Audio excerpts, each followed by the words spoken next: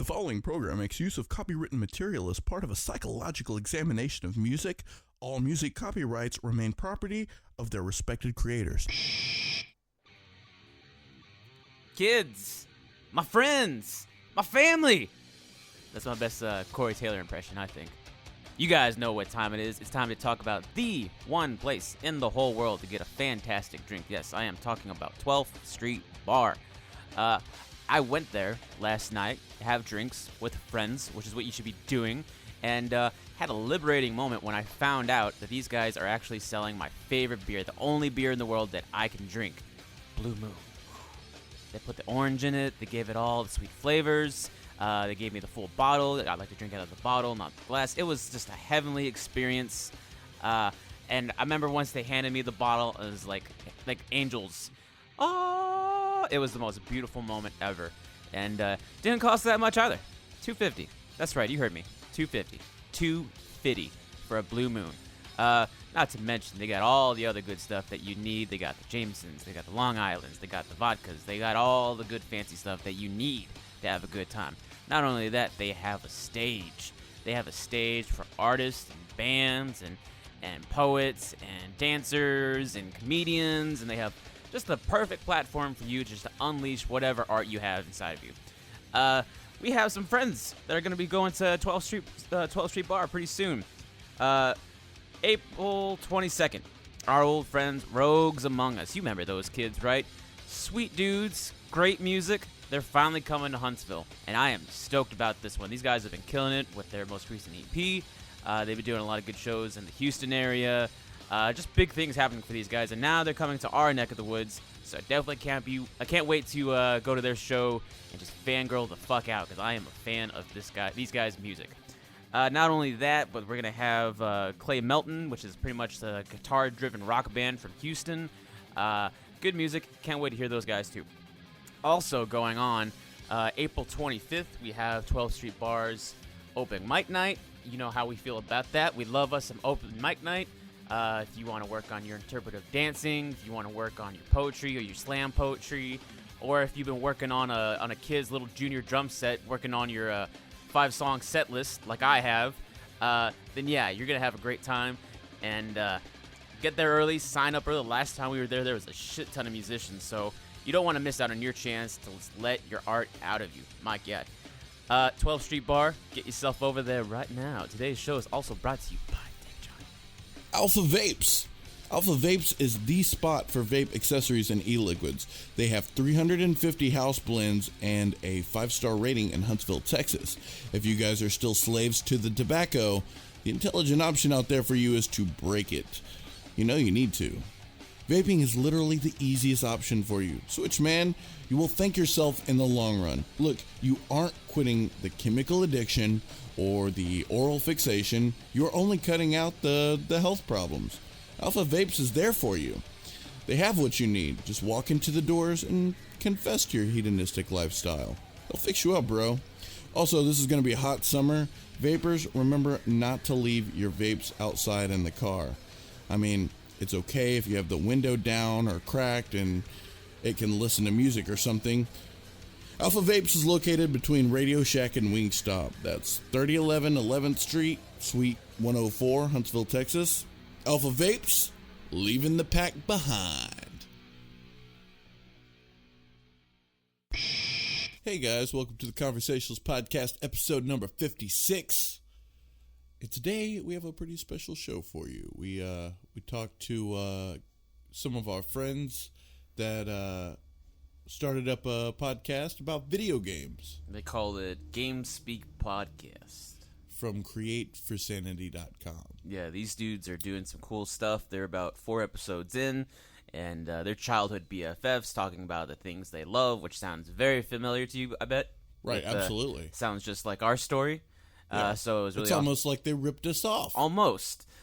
Yeah, so it was really really awesome to get another podcast in here with us. We've been doing musicians and other artists, but we haven't had a podcast in here. And now that it's starting to grow in Huntsville, it was cool that we got to get those guys. And those guys being longtime friends of ours outside of the whole podcast world, fellow musicians, guys that we've done shows with, and just friends that we've had in general over the years. it was actually like a really, really, really fun time doing a show with these guys. And so what's cool about this is it's a cross episode. So essentially, we've got them on our show for this episode, and we also made an appearance on their show coming out. We became we got out of the hot seat of being the hosts, and then we jumped into another hot seat of being the guests. It was pretty nice. It was. I haven't been that excited since we did our interview in the newspaper. Right. And that was actually really, really fun. Just to be a part of somebody else's thing and them have control. Right. And us just sort of sit back and just, different segments. Oh, yeah. And the thing is, what's really great about this is the fact that they like music. They dig music. We dig video games. Yeah. So we kind of got to talk about something a little out of our element, yet we're still pretty keen on for the most part. Yeah, for real. And, the whole experience was just fun. You know what I mean? Like, I legitimately can't wait to hear that episode. It's going to come out the exact same day. I hope it would be funny if it came out the exact same time as this episode. But yeah, it should be coming out the exact same time. So you can listen to us first and foremost because we're your boys and you love us. Right, absolutely. And then you can go check out their stuff if you want to. Oh, please do. Yeah. Like we said, it's crateforsanity.com, GameSpeak podcast. And definitely can't wait to hear this one. Right, John? All right. All right, let's go. You ready to go in? No, I wait. Yes, we can go into it right now. Okay, let's do it. Yes, all right. Welcome to the Conversationalists. Let's talk music.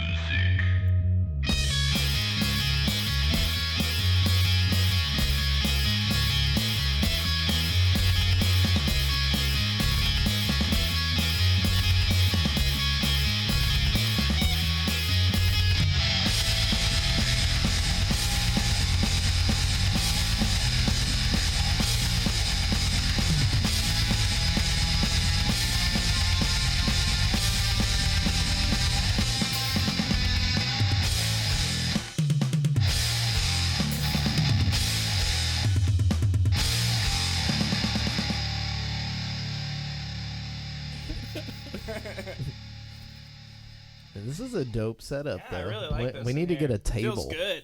Yeah, We this really table. need a This is a nice table. table rating. Table's nice, especially with 4 people. Oh yeah. Yeah, for sure. Our first few episodes, it was just right there in the living room.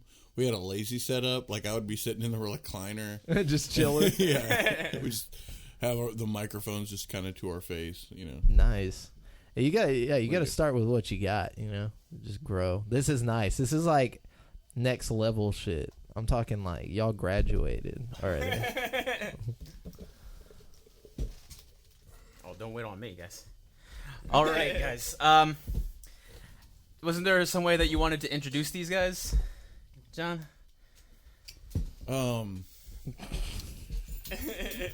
I guess. I mean, well, it looks like we've got Pledge Defiance with us today. Former members of the most famous band in the The world. band formerly known as. It was funny is whenever I was thinking about you guys doing the show with us, I kind of went back in time. I was like, shit, we're going to have the Pledge Defiance guys with us. And I was thinking, who else do we do fucking shows with? And that's when I went on that Last Great Assault. Dude, yes. Oh my Man. God. Wasn't that fucking like the time? That It was the the time, dude. And that was like the heyday of being in a rock band. Yeah, like I mean, for nowadays it's like if you're in a rock band, people are like, "What's that?" Yeah. You know, like, What is music? What subgenre of what are, where's the synth? yeah. No, but I was just taken back by like how long we've known each other to begin with. I mean, first off, we went to high school with each other, so there's that. But then when we were first starting to talk about doing shows with each other, and I remember the first show we did together. Well, maybe not the first one, but the most notable one was that fucking church. Oh yeah, where you let us Oh, borrow yeah. those little drum rings. Yeah, because our yeah. We had these like percussion plus Yeah. bullshit drums, and Nico had these little rings. You stick them on your drum, and it makes it louder, I guess. or Well, something. it's sort of like more full sound. Yeah. I mean, it kind of choked down the sound a little bit, just give a better tone to your toms and your snare, or whatever. I don't know, but I don't use them anymore because I think it's kind of a cop out of like tuning your drums a certain way because you just put those bad boys on. You don't have to worry. It's the lazy way of being a Yeah, drummer. for sure. But yeah, we did that show where we were your audience and you guys were our Yeah, audience. because and like, nobody there's, else like, came. two or three other chicks were there. Is this a Montgomery show? And Yeah, I that feel was like we like both the- killed it. If I'm Yeah, not well, mistaken, yeah, like we yeah, for all sure we killed it, yeah. played really good, and nobody was there to see. It was called Zion, right? I think the they even church paid was us Zion. like $8 or something. I don't remember seeing any of We that. didn't get nothing. No, Either that or Gary pocketed it. Yeah. You know? yeah, like, dude, we're totally getting some Taco Bell after Right. this, bro. No, they went to Gary's Smokes. Yeah. Well, shit. I remember our first shows that we did before we like put all of our stuff to like the band account. Like we would get paid like maybe like 20 some bucks from the bar, and then like we'd have like little stack, like 4-way stacks. Like, okay, Gary, you get $4. Reed, you get $4. You know, like we like, split dude, it up. Yeah. We're getting Yeah. paid for this shit. Yeah, bro. dude. We're just living the dream, bro. Big time. I got $4 in my pocket. Right? Walked in with nothing, left with $4, man. Yeah, but I mean, like, even though you were getting paid like shit, it was like the best feeling in the world to get paid for something. Oh like yeah, that. I mean, Yeah. especially Something being you like love, yeah. being kids, you know, like you go out of town, you play a gig, you get some money, and like you just have fun, you know. Like, you know. Oh yeah, Nowadays, you're like, I think musicians are like worried about like some sort of like, you know, trying to get an album out or like some sort of like big overall agenda instead of just like having fun. yeah, it's You a know, business. Yeah. That was the one show where I had to like clean up my lyrics a little bit. Because we were playing in a church. Yeah, I like how you like took the time to, like, you know what, this is a I church. might not want to say fuck you to Even- everybody in here. Even though we were the only people there, we get offended. The- We're like, the- dude, we're in a church. The one sound guy there could have easily just turned everything off on us, you know. That's true. Yeah, man. But the thing is it just me, or did like I don't know, the whole music scene feel a little bit different back then? Like just No, the, I think you're right. it was kind of like something wondrous about it. Like you see Yeah. all these bands like coming up on MySpace. Oh, and, yeah. and like Reverb Nation and Pure Volume. These sites that nobody remembers, but like they were the thing. Like if you could get your Yeah. stuff on there and get plays and, you know, like Right. create a fan think it base. goes Right. back And now to, we have like- SoundCloud, and SoundCloud's kind of shit now. It you is, know? yeah. I Like agree. in comparison to like how great it was back in the day with Pure Volume and MySpace. yeah. Oh man, MySpace. SoundCloud, people are on. Almost every musician has their own fucking SoundCloud, and yet still nobody really. Nobody cares. Nobody really Nobody's gonna cares, go and yeah. see your SoundCloud because it's Yeah. just like, oh, another rapper or someone Oh, from yeah, my yeah. That's literally what people Well, think. it's also taken for granted because everybody's got a fucking SoundCloud. yeah, you that's know? true. Well, going back But- to sorry, my Oh bad. no, go ahead. Going back to MySpace, I miss MySpace particularly as a medium for artists because everybody had a MySpace at Yeah, one yeah. point. It was the Facebook of its time, you know. And I feel like it was a great way to get your music out there because there wasn't anything to it. You could just pop it up and it Yeah. was just Right. there, you know. And you could make it your profile song. So anytime somebody checked your, and you know, I Yeah. just miss the profile song in general. Not even necessarily to promote my own music. How but much just time like, you had to devote? Like, okay, what's the Yeah. one song people are going to listen to when they Oh, click yeah. on my picture? You make your I put a lot of time into that. Yeah. You know what else I liked about MySpace? I really like the top 8 too. Because Oh, yeah. you Yeah. let everybody know where they stood with you. You know, you what I lost mean? some Yeah, friends dude. though whenever you were like siphoning out who's gonna make the top 8. It But then was whenever they're like serious. the top 32 or whatever it was, I was like, okay. you Yeah, know. now it doesn't matter. Yeah. That's why it's like, dude, you're number 32 on my list. Yeah. It's like, if you got 32 friends to line up, like some legit friends, not just MySpace Yeah. friends, man, you're a popular Good dude. for you. That's you know? when you're telling all your friends, like, hey, it doesn't mean anything what number you are. But really, inside, you're like, you're number 7. Every, No, I every always time you did look it. at them. God, I hate number 7. No, it's just like I always hid mine because like I didn't like confrontation in high school, you know, because I had friends that would be like, "Yo, bro, what's up? Yeah. What's up, man? Number 3 now? I used to be number 2. Who you talking to?" It's just like, Or there's those sad moments where like you get with like a girl, you'd make her your number Oh, 1, God. and then you break up. It's like, well, now I gotta take her off of it, and put somebody else at number 1. It's like, now who do I pick to be my number 1 now? It's that I feel crazy like, emotions, man. Yeah, I feel like there was an understanding though. If you got a girlfriend, she's automatically number 1. So Obviously, like your yeah. best friend is just like, oh, I They can understand. Yeah, Yeah. It's different, you know. But if it's a girl's page, their best friend is always their number 1. I'm sorry, Brittany just has to be first. Okay? I love you. I have eventually had to put like fictional characters as my top 4. Like I had like a corn dog for number 1, like a penguin for number 2. Dude, speaking of MySpace and penguins, that like just that whole generation, there was like some things going on, like pirates and ninjas. Oh, and yeah. Oh, penguins. dude, yeah, the pirate thing. Pirate ninja thing. Where'd Yeah. that all There go? was a vendetta. It was. When I was in high school, there was like Talk Like a Pirate Day was serious business. Like you came in and you're like, arr! I mean, it was Dude, no that joke. was the day. Do you man. guys? Okay, this is kind of a random one. Did you guys ever play that game in high school where like it was like the assassination game? And one person was like the person who told everybody who they were trying to assassinate, and then they text everybody at the beginning of the day, and so the whole day you're running around with spoons looking for your target. I have no idea what you're talking Never about. played that either. game before. It We're was part of a special incredibly crowd. fun. Maybe that was just me. I didn't. It all happened in Brent's I mean, I was busy getting my dick sucked in the band hall. I don't know what the fuck you were doing. It's like, what, Definitely y'all not didn't, getting my dick sucked in the band hall. y'all didn't just assassinate people, bro? Say I killed like at least 4 people before freshman. No, Yeah. but high school, man, those were the good old days. I remember John actually gave us a face slap, a double face slap. For the at one point Pokemon for singing song. the Pokemon song. What like happened? consistently. Okay, so like me and Brent were. This was freshman year. We were very young. We loved Pokemon. Yes. We would walk around just belting the Pokemon song at the top of our lungs to Full everyone. volume. And like, I remember we walked up to you. It was probably the 3rd time that day. And just like, and it was only And like it was like 8 in the first morning. thing in the morning. Yeah. Yeah, I was like, dude, let's hit it. And then we just like busted the Pokemon song. And he just turns and like, dude, this hand of God just like it was like, It, like, simultaneous. hit me and then like went across and just hit Jamal in Yeah. the same slap. It wasn't even like 2 separate slaps. It was just like pop, And pop. it was like you wanted to be mad, but at the same time you're like, he's kind of just looking out for us. You know? Like, if he wouldn't have done this, somebody else would have done it with fists. Not you to know? mention, it was one of the most elegant slaps Yes. I've ever seen in my life. I mean, I was like, such you know what? grace. Yeah. Yeah, we actually complimented you on it, like right then and there. We're like, dude, It was like How I Met Your Mother. Or Yeah. something. I don't remember John being this violent back in the day, man. yeah, we bring out the worst in people. Sometimes. If you could make this guy bitch slap you, clearly you did something. Well, I mean, you can only hear the Pokemon theme song so many times. Yeah.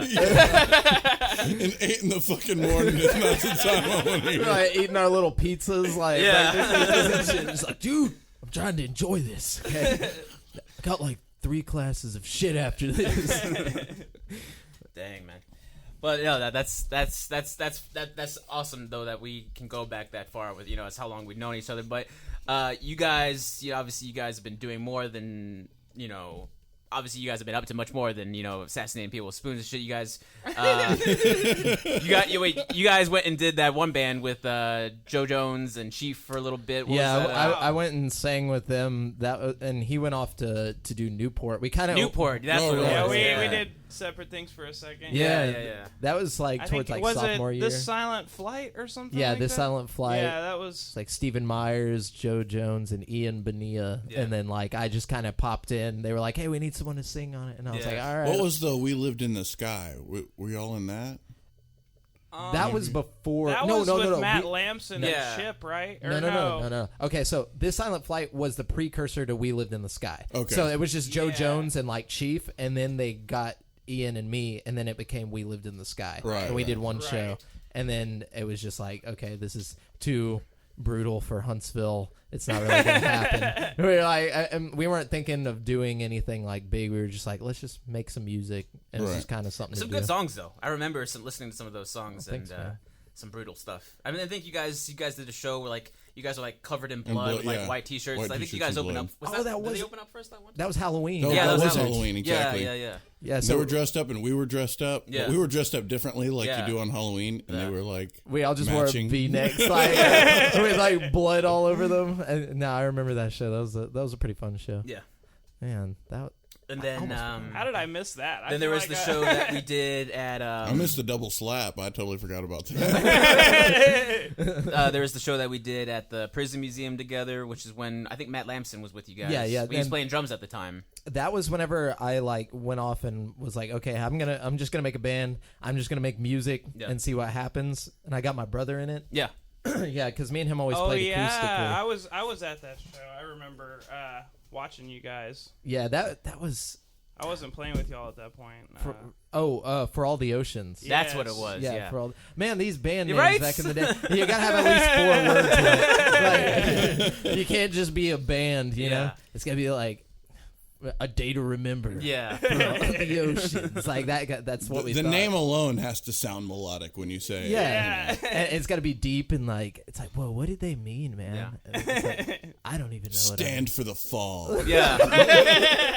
those names make me laugh my ass off. Like, you're getting kind of ridiculous with that. Yeah, no, it's over the top. We will prevail. It's like you're just turning into motivational speakers now, man. Like, But whenever you're that young, like you're so influenced by like the scene and everything around you, it's kind of hard to be your own thing. Like Right. you just can't imagine being your own thing. Like I was just like, well, if we want to play music, we got to play music that people want. Yeah. You know, so I never got into that mode where I was like, I'm gonna make something for myself until I got out of high school. oh yeah, You know, that's kind of always the way that we were with Before I Awake. It was always about like trying to create something for somebody else and like trying to create like a soundscape or like a. And the thing is a you also vibe. kind of got to ride the wave while it's in. Yeah, definitely. If you want to do anything. If you want to, yeah, you got to catch it while it's gone. And sometimes, the most beautiful of music to me is usually what goes against the grain. Mm-hmm. You know what I mean? But it's much harder to push something like that as opposed to something everybody's already digging.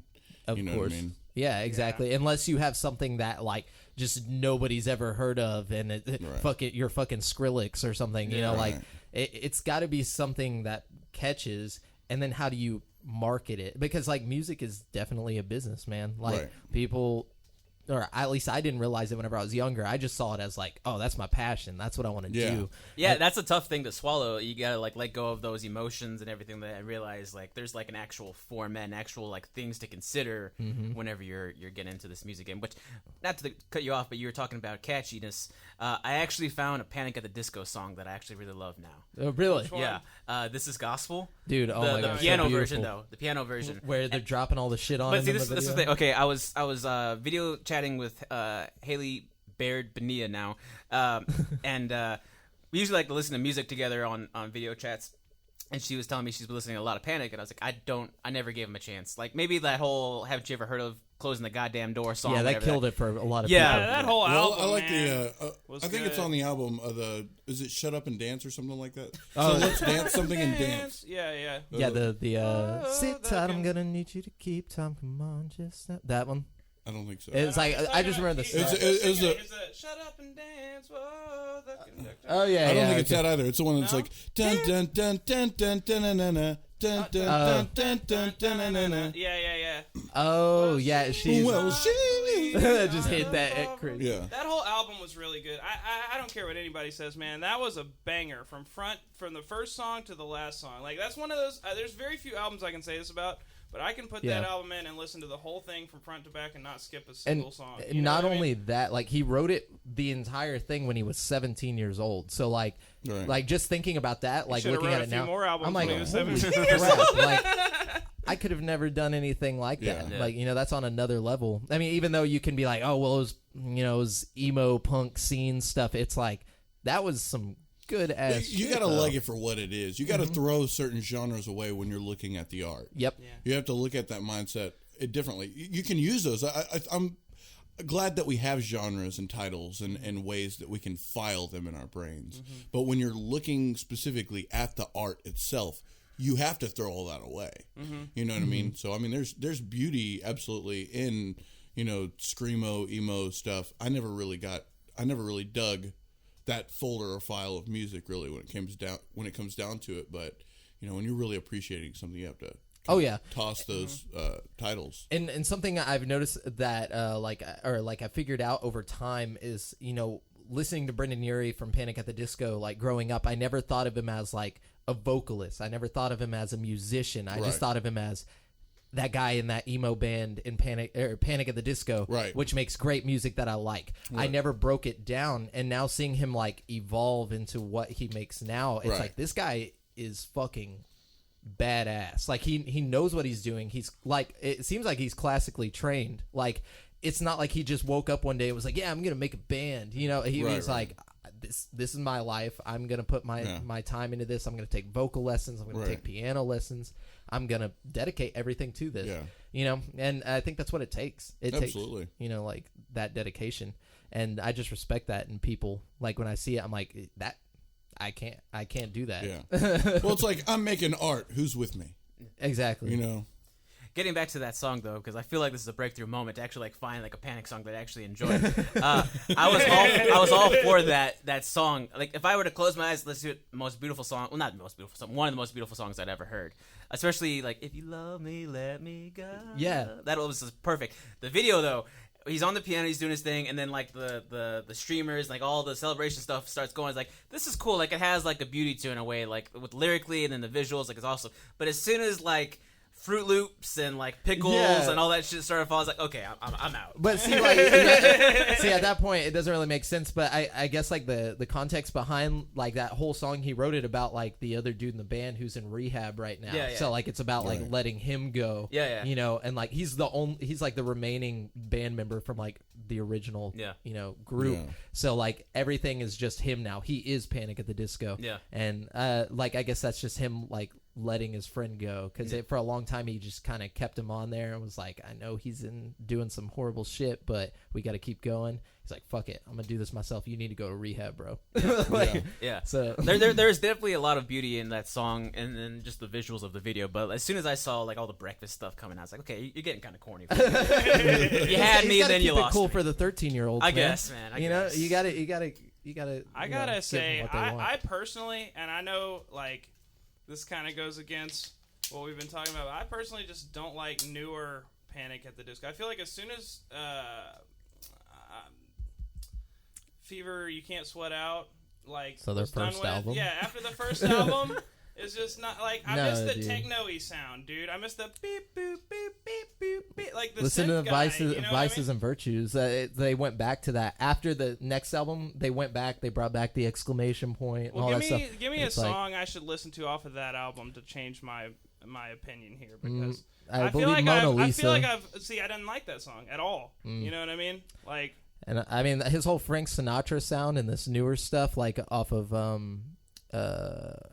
I already forgot what it's called, but basically like that whole Frank Sinatra / Beyonce sound, it's killing it. I'm liking that. That's an interesting mix of artists. Yeah, it's so good, dude. I'll have to check it out, but I hate when bands switch their style too much. You know, like a Treyu or something like that. I hate when a band just takes their style and just completely changes it for their next album. You know what I mean? It's They like, kind of had a kind of interesting leap, because they were so very like metal, and then they were kind of doing like Classic rock. kind of like Yeah. that, like they were covering classic rock songs, but then they kind of had like this like bouncy swing feel to some of their songs. It was like, I remember you guys doing like blast beats and like fucking Which heavy band? shit. Atreyu. Atreyu. And my thing is, like, I don't particularly hate like Atreyu's new music. I just don't like that it's so different from their old music. Like, it's basically a different band. You know what I mean? Oh, for sure. Yeah, Like, yeah. you should do like the Slipknot thing if you want to change your genre. Like, you know, have your Slipknot and have your Stone Sour. Don't have, But- Yeah. don't try to make,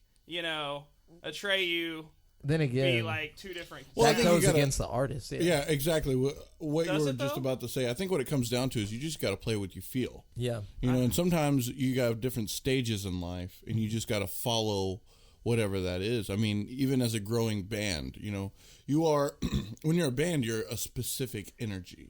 You know, you could be from all different kinds of worlds, you know, different kinds of music that you dig. But when you're together, if you practice enough, you find that energy that you're all built on. And that is an ever changing thing. Yeah. It's not one that just stays. Honestly, I think the bands that just stay doing the exact same thing, to me, are boring as fuck, because they're not changing, they're not moving, and they're not really following what they're doing. They're following the money. They follow what they know that people have already dug. Exactly. That's kind of like getting a job as like a sales associate and then Right. staying there for the rest of your life. Right. Because that's where you're comfortable. Right. It's like, you got to break out and like try new shit, especially I think if you can enjoy evolve as an artist without changing your style. You know what I mean? Well, I think what it comes down to is you got to make those risks. You got to take those risks. You got to be willing to take those risks, but I don't Yeah. think it's necessary in all cases. But I mean, when you listen to New Yeah. Atreyu, you can still see their or hear their roots. I mean, you can still. It's like, okay, this is Atreyu. I know it's Atreyu. to an extent, yeah. To an extent, they're keeping some stuff that's true to them. It's just that they want to experiment. They want to not be bored the rest of their lives on tour playing the same shit. It's like, oh, next album, we're just gonna, start Again, talk, I feel like New screaming, Atreyu and Old Atreyu are about as similar as like Stone Sour and Slipknot. You know what I mean? Well, like, Stone Sour and Slipknot are different things. Yeah. Totally, but they got the same like two sound people in some respects. You know what I Right. mean? Yeah, Right. and it's like one is like a solo like artist. Like Stone Sour is just like the lead singer. No, from they're their I own thought. band. They got No, but I mean like Right. from Slipknot is Slipknot. actually, I think, a couple of the people from Stone Sour It's that. It's a Corey few. Taylor and Jim Root, but I don't Is think it Jim Root? Jim Root isn't in. Jim Root left Stone Sour to focus mostly on Slipknot, so I think they got somebody. So I think it is just Corey Taylor nowadays. Corey Okay. Taylor now. Yeah. Yeah. when they Well, and I formed, don't, though, I think. I don't really like Stone Sour at all either. But the thing I like is, Slipknot. it's also not too different of styles either. There's a lot of really fucking heavy Stone Sour. No, yeah, songs, true. That's true. They're really But there are fucking some brutal. heavier new Atreyu songs too. But it's just like, sorry, I keep drawing Right. the comparison, but Right. I feel like Right, but I think Slipknot more so has a message to it. Yes. You know what I mean? And I think Stone Sour is probably a little bit more open for interpretation. Yeah. Slipknot specifically, Slipknot's a little more every political single and song, stuff, like- every single song's based on hatred. yeah. Every single one. Like even the really gentle, calm, romantic songs have hate in the message. Like it's just that's the way that it's set up. So I mean that's probably just an outlet, like Maynard James Keenan, how he does Tool and A Perfect Circle. Even though I think A Perfect Circle is mostly written by Billy Howardell. The music, yeah. The music is? Yeah. Okay, so not the lyrics? No. Okay, so then it's probably just a separate outlet to represent different emotions or feelings, which is Tool and Perfect Circle. great if you have I mean, multiple they're personality very disorder. similar to me. You know what I mean? Yeah. Like musically, they're a little definitely a little different. I like Perfect Certainly. Circle more. I think a little bit. I do like too. key components of Tool. Like I love Danny Carey, the drummer of Tool. Yeah. Like Oh yeah. with a passion. Tool's like, bass is like great. Yeah. the bass. Like there's bits and pieces of Tool that I love, and there's bits and pieces of Perfect Circle Yeah. that I love. To where like I want to like create like a super group. Like a Yeah. perfect Tool. I got a perfect tool for you. Right. What if that actually happened though? The perfect tool. What's that other band? Pussifer. Pussifer? Pussifer. Yeah. Yeah. I was about to say. And I know that's he did Christy's another favorite. one. Christy, my girlfriend, she loves Pussifer. They've got some jams. It's a little weirder than. Yeah, it took me a while to get into them, but I think it was one song that we heard that she was playing a lot of. Yeah. I can't remember the name of it. Oh. Sorry, what? Remedy. Yeah, Remedy, Remedy. Thank you, yeah. Christy. But yeah, that one, that's a really great song by them. It has like their music video. It has like this like luchador Mexican wrestler kind of feel to it, like an old wrestler. I don't know. I me being a kid of wrestling, like WWE back in the day, and it's like I appreciate this, shit. you know. Nico But, Libre. Yeah. Anyway, But the lyrics on that song, the way that Remedy, Pussifer's set up is Pussifer has this level of comedy to it. Like on every album, there's something funny, and it's like subtle funny. Yeah. It's just kind of like hidden in it, not really. Of course, Maynard's been that way ever since he started doing music. There's always been like some sort of comedy component, even like in the music videos. Or the song Stink Fist. Yeah. So serious, yet it's about anal fisting. Yeah. And you don't know that until you like read the shit and work your mind to figure Like it out. take it in. Yeah. Literally. Yeah. No, but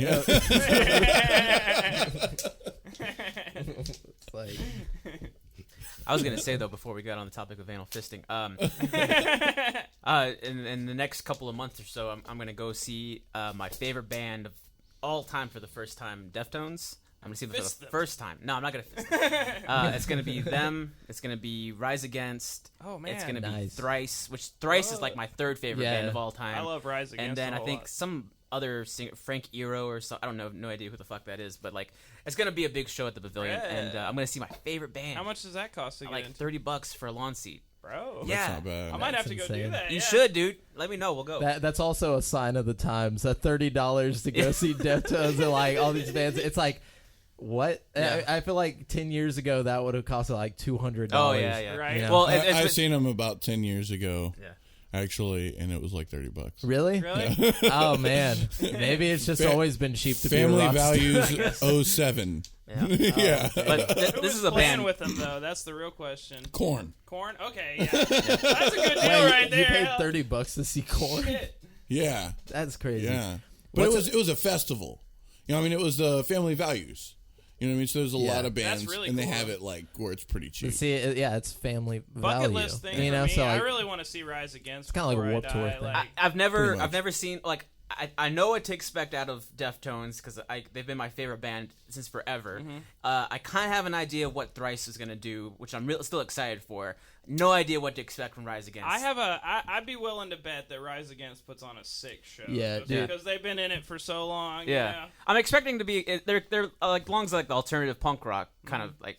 So yeah, it's definitely more like punk than it is pop punk in my opinion. Right. It I don't know, something about their band though is kind of redundant to me. Like every song starts the same, or like I don't know. It's just I've never really been able to get into them. like it starts with like a guitar riff and then the voice like that raspy ass voice and then all the other bands. Like I'll probably catch a lot of shit for this, but I feel like they're like the Nickelback of punk. I'm sorry, but like Oh man, that's harsh. That's really I'm sorry, but harsh. like I mean, the only reason I say that is because I know like so many like middle-aged people that just like love Nickelback but also love them, and like whenever I put it together I'm like I can hear it, you know, like I can makes see sense. why.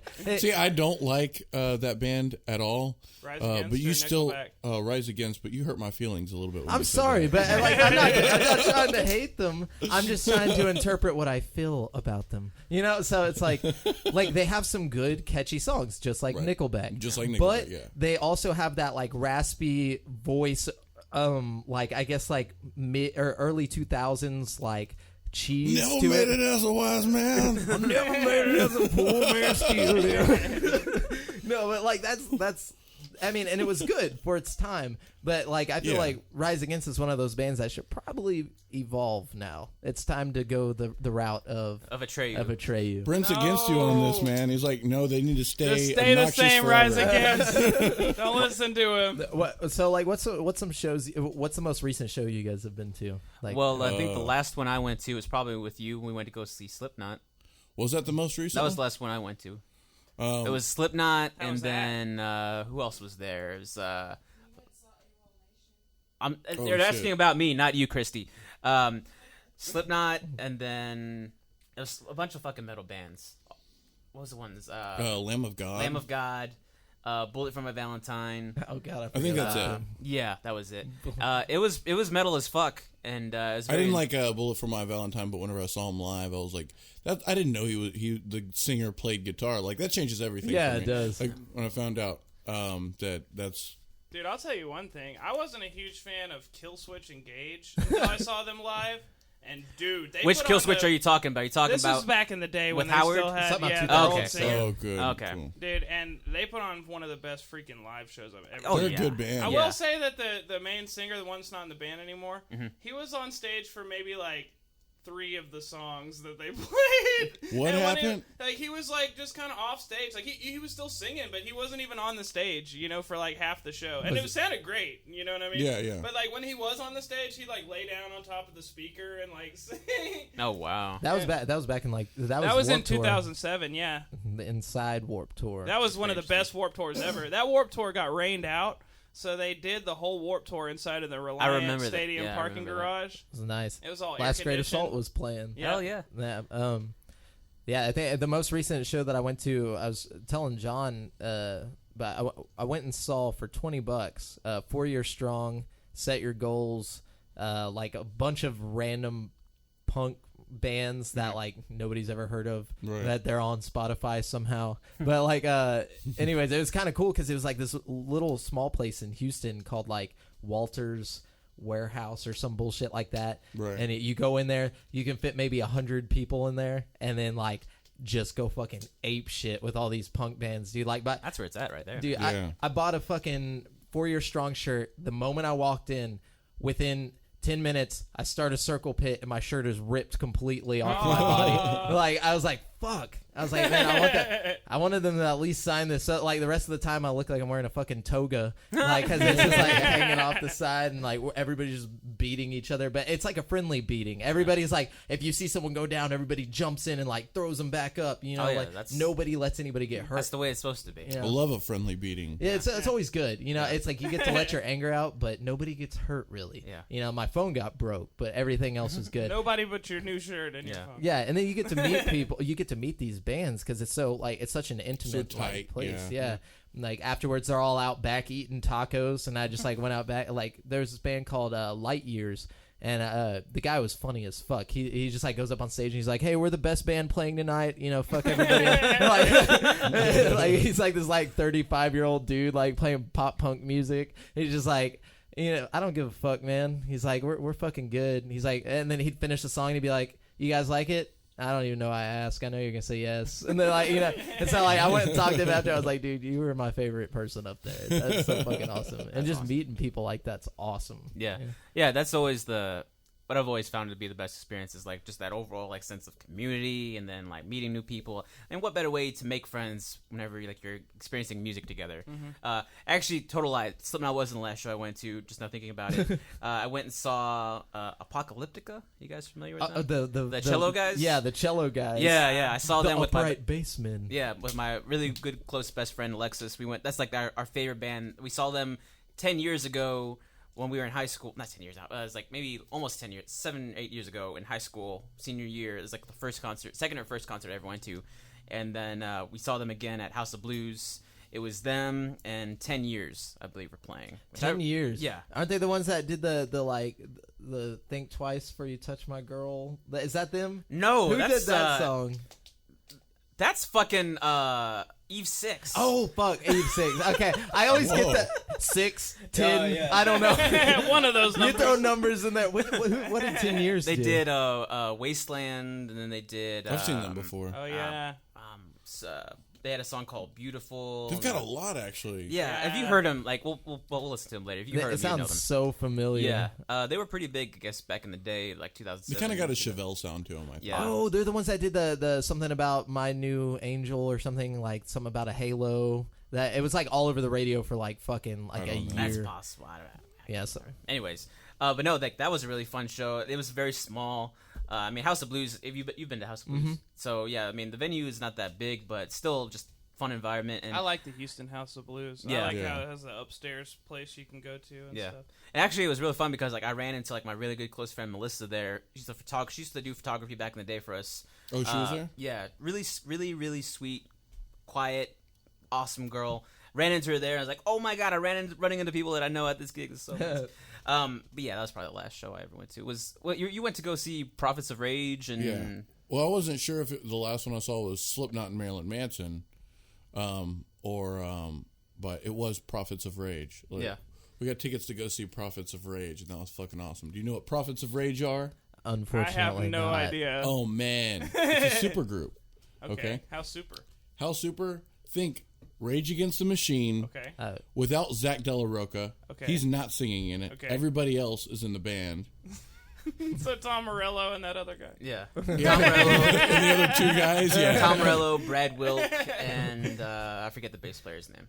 Please So- tell me for some reason Billy Corgan's in the script. Oh, fuck. That'd be great. No, even better. Be Real from Cypress Hill Oh, cool. and Chuck D from Public Enemy. What? What is the point of So this they group? just got rid of the Rage Against the Machine guy and got some real rappers? Yeah. These are the prophets of Rage. Yeah. And they all basically played like it was like all Rage Against the Machine songs. I gotta check that out, actually. That sounds pretty... But my question is, what do you rage against now? Wait, are they not like- making original music, or is it... Well, it's all really political.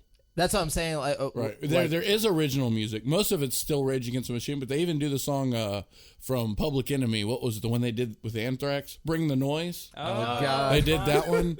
And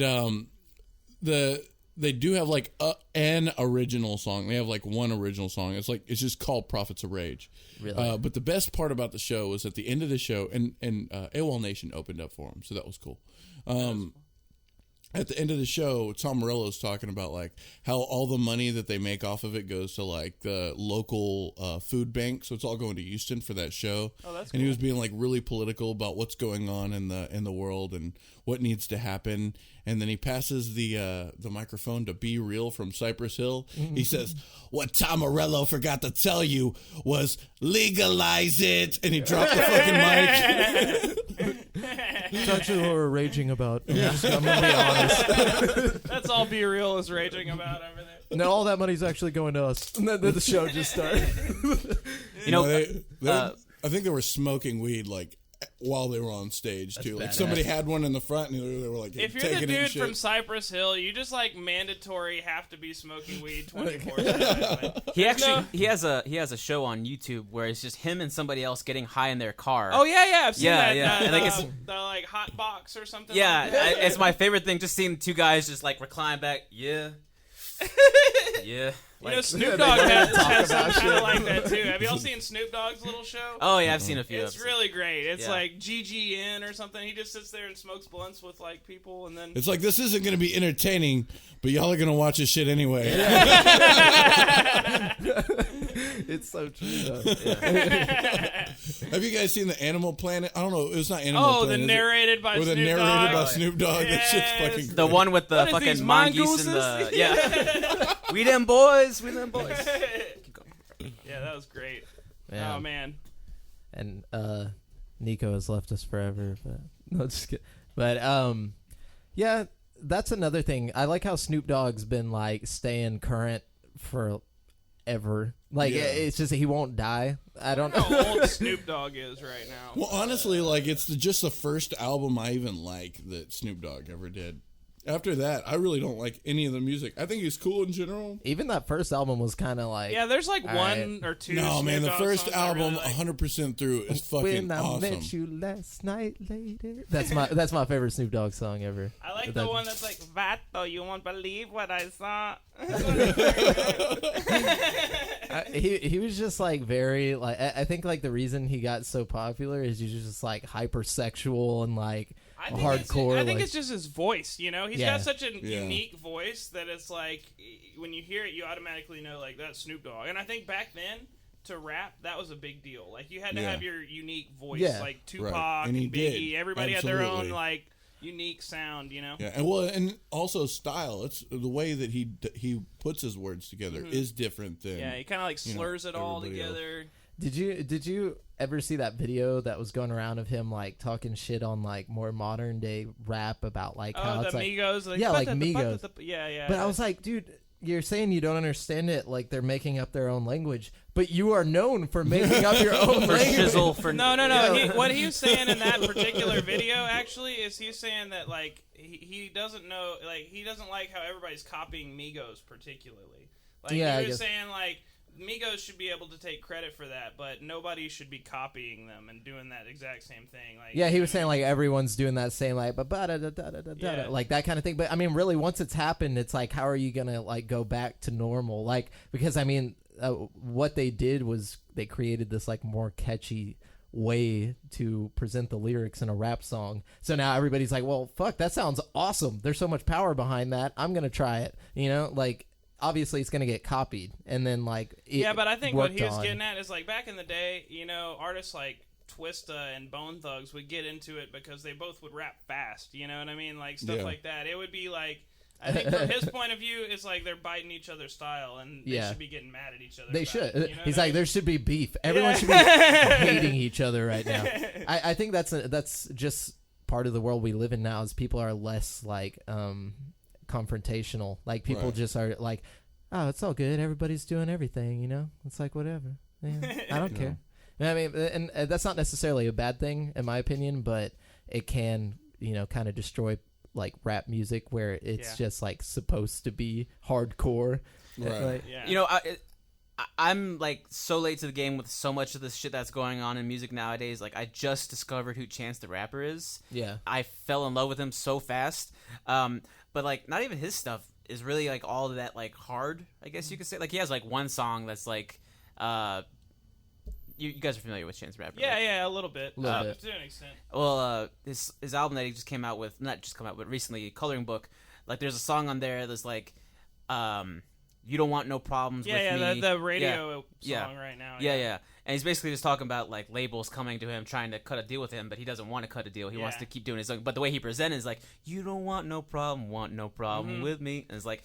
You're trying. It sounds like it's hard, but it's like you're just like I just want to do my own thing. It's a hardcore I think what he was doing situation. there is you also have to think. I think what's it, Lil Wayne or somebody's on the track with him. Yeah. So you got to think he's probably trying to make an outlet for them. You know what I mean? At the same time, keep his little niche thing where he's not, being all aggressive and stuff. Yeah. You know what I mean? But even his music, like there's a few like him, and I recently discovered him, and I recently discovered Childish Gambino, which are two artists that I obsess over, and like none of their music is really like that hard to me, but it's just very like comforting, like very chill, very smooth, and very easy to listen to, but still like make you want to dance, make you want to go I like with it. Childish Gambino. I like the way he puts his words together and stuff. You know what I mean? Yeah, I guess I get what you're saying about like how it's kind of comforting to listen to. It's kind of more chill. empowering than anything. Yeah. Like when I first listened to Childish Gambino, it kind of took me up to 11, just sort of like this overall positive feeling. Motivates you. Yeah. He'd start walking around the house with like a big gold cup and shit.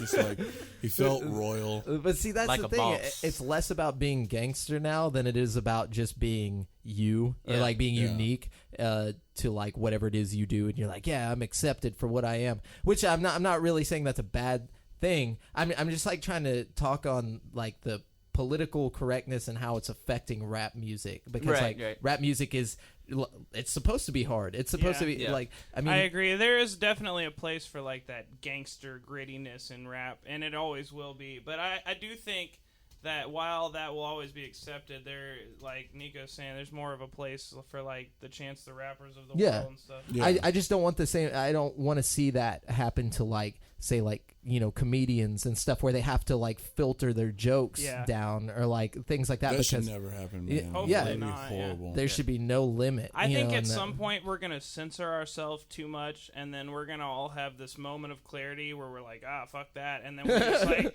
we're gonna like just go completely uncensored with it until everybody's like, whoa, what's going on? And then I think it's just gonna progressively get more uncensored until it's, Well, I think that it seems that way, but at the same Like a time, cycle almost. it's also working in the opposite field as well, especially, and that only because you mentioned comedy. Like with stand-up comedy, a lot of the times, there's certain aspects of being more censored, but then in another light, there's also things that people haven't really been able to say before now, that are a little too, sensitive. Maybe censored isn't the right word. Maybe politically correct. Is it's self-censoring rather than like it's like you want to say it, but you're going to get some fucking feedback. But that's the thing with comedy. People are I think like you're saying. I think more people are comfortable talking about stuff like gay people and transgenders and stuff nowadays, especially in like a comedic fashion. Well, I mean, and still in some aspects, kind of bashing, concepts. It's less about like really hurting feelings and more about just saying things because they're fucking because of the shock value. Yeah, perfect example of that. We saw the new Louis C.K. on that's on what's Netflix. in my head. Starting it off like right off the bat with abortion. Yeah, like getting an abortion is just really like taking a funny, really though. big shit. I think was the joke. Like, Yeah. He's like, and I guess it's murder. Yeah, abortion's murder. But I think that women should be able to murder. Like, he's just kind of going back and forth on a point. And it was fucking solid. The Louis way he CK's said it was really funny. Like You seen it? Yeah. It's fucking hilarious. Dave Chappelle's new stand-up is really funny. Oh, too. yeah. And You know what? I think I started watching that. I fell asleep. I There's saw two the of first them. one. and Yeah. that caught some shit. That caught shit because it shouldn't he, have, because it's like it's more tame than his old stand-ups. You know what I mean? In my opinion. But he was just confronting he was confronting himself on stage, like he was talking about things he really thinks about. I mean, and I guess like obviously makes jokes about, but people were quick to be like, oh, he's a bigot, he's a racist and all this stuff, but it's like, he's just a comedian. I'm it's sorry. a joke. If you're a comedian and you're not Amy Schumer or Anthony Jeselnik, you should be given a free pass for just about anything you say. Yeah, once you get to stealing jokes and shit, you're out of the business. Pretty much. Yeah. God, that last Amy Schumer was fucking horrible. I didn't even watch it. Dude, I've just seen all the blatantly comparisons just to like stealing older it's comedians. a solid like 47 minutes of her talking about how nasty her vagina is. I mean, which we already knew. Yeah. It's like It's like, have you ever watched It's Always Sunny in Philadelphia? Yeah. There's an episode where like Dee tries to be a comedian and she like jokes about her vagina the whole time, and it's like everybody that's like really bad. And that's Amy Schumer. Like she did Dee's stand-up routine from It's Always Sunny. Like, and I guess it's just because everyone knows how many jokes she's stolen and like just kind of switched over. That like honestly, if I didn't know all that, I might be like, well, she's all right. She's doing good. You know, she's doing something new. But then like you see all of these, it's like on YouTube, it's like, oh, here's a clip of this guy, and she literally says the exact same joke word for word. yeah, No. Word for word. I'd like, say word for word, but it's not. Like, she made it worse. Yeah. Like, it's not as funny anymore now. Like, she took away almost the best part of the punchline and just kind of like, I don't know, man. The energy was not there for it. Like, yeah, it was because she supposed to knows be. it's not hers. There's not going to be energy there. And like she even does like the little like motions that they do, like the exact same one. I saw this I'm like, John what? Mulaney joke the other day. I was watching one of his stand-ups, and like I saw the joke that he did, and I was like, wait a minute. It was about I've seen that exact being drunk. joke. It was about being blackout drunk. Yeah. And she took that. She took it, dude. I bet these older comedians are just sitting there like, what the fuck? He's like, no. You remember when everybody was saying Dane Cook was stealing people's jokes? Yeah. But see, the thing is, Dane Cook did. It's this thing At called... least Dane Cook was funny. I forgot what it's called, but it's a subconscious thing that we all have. We listen to somebody say something, and then we forget about it, and then we think, because we put... I'm sure we've all done it writing music before. Yeah, exactly. We put thoughts onto it, and then we forget about it entirely, and then we only remember the thoughts that we added to it. Yeah. So we basically created out of nothing, but it did exist before. Mm-hmm. Dane Cook has the courtesy to be like, you know what? I may have done that. And he stops. He doesn't use the fucking joke again. Yeah, Amy Schumer, her problem is not only so fucking many of them that she's done that to, but the fact that she's got an ego. Well, I guess we both thought about it. So I'm just going to keep telling my joke. Right? Yeah, and that is what's fucked up. Yeah, for yeah, real. and also it's on her most recent like showcase. Like she's just like, well, I'm just put out this special with all these stolen jokes. And that's what Mencia did too. Oh, dude, and Mencia got destroyed, man. He got destroyed, but he got gone. destroyed not because he stole somebody else's joke.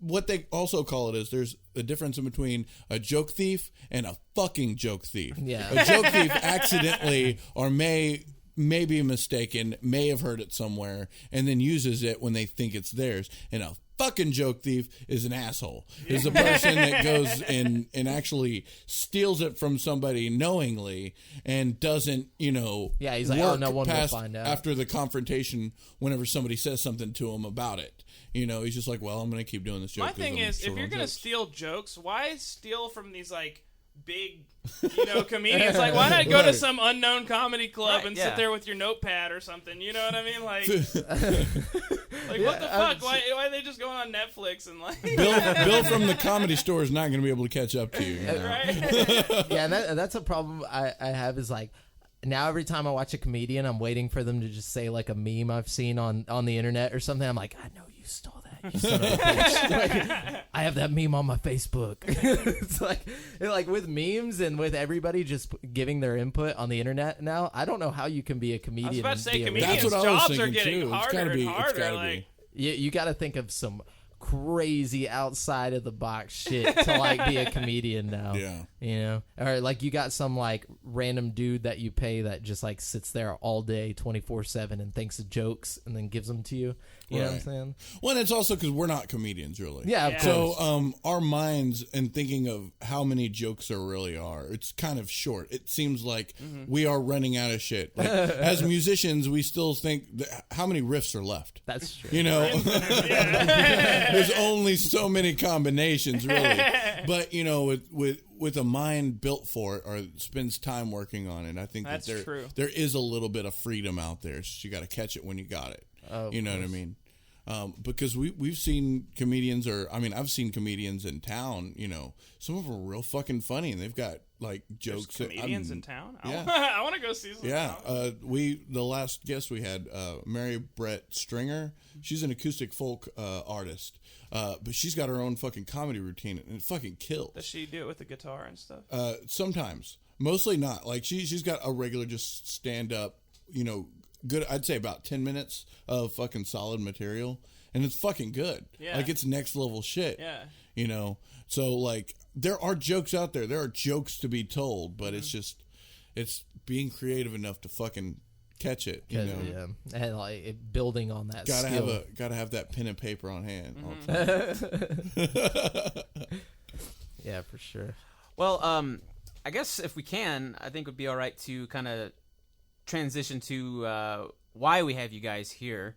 You guys with your little podcast thing that you guys have. Ah, yes. Yeah, that's for sure one of the things I wanted to talk to you about, but we just went into some random ass. Sorry. No. We were that was was perfect. start on that. That we was were gonna perfect. start on it and then like Just see where it just went. into this. I don't know. I thought it was conversational. conversational. No, Yeah. just fucking around. That was perfect. But no, you Okay. guys are okay.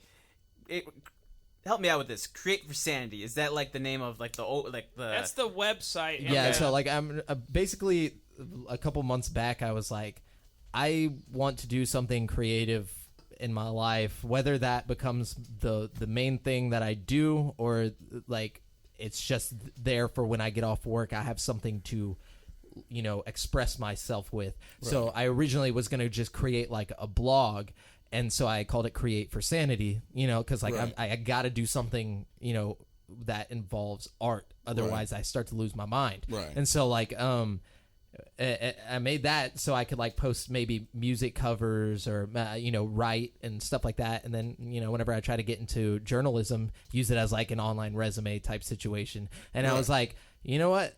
Now that I've got this going, I've been listening to podcasts for like 7-8 years, you know, like just religiously, and I was like, I want to start a podcast, you know, and maybe I'll just use this site to host it, and then whenever I do other things, this site it can just be the brand name, right? And then everything that falls under that kind brand, of like Nerdist. yes, right, exactly. And who really inspired me is like Kind of Funny. I don't know if you guys heard of them, but I mean, I'd been following them. They were all worked at IGN, and then eventually just like dropped off and went and did their own thing because they realized they could, you know. And I was like, you know, there's only one way to find out if that'll work. Fucking do it. So I started throwing money into it. I was like, I'm gonna make a website, domain name, right. You know, write up some stuff, and then I'm gonna call up Brent because, you know, we grew up together playing video games. That was like our first hobby in life, and the only lasting one that happens consistently. So I was like, let's fucking get into talking about games, you know. And so we made Games Speak podcast.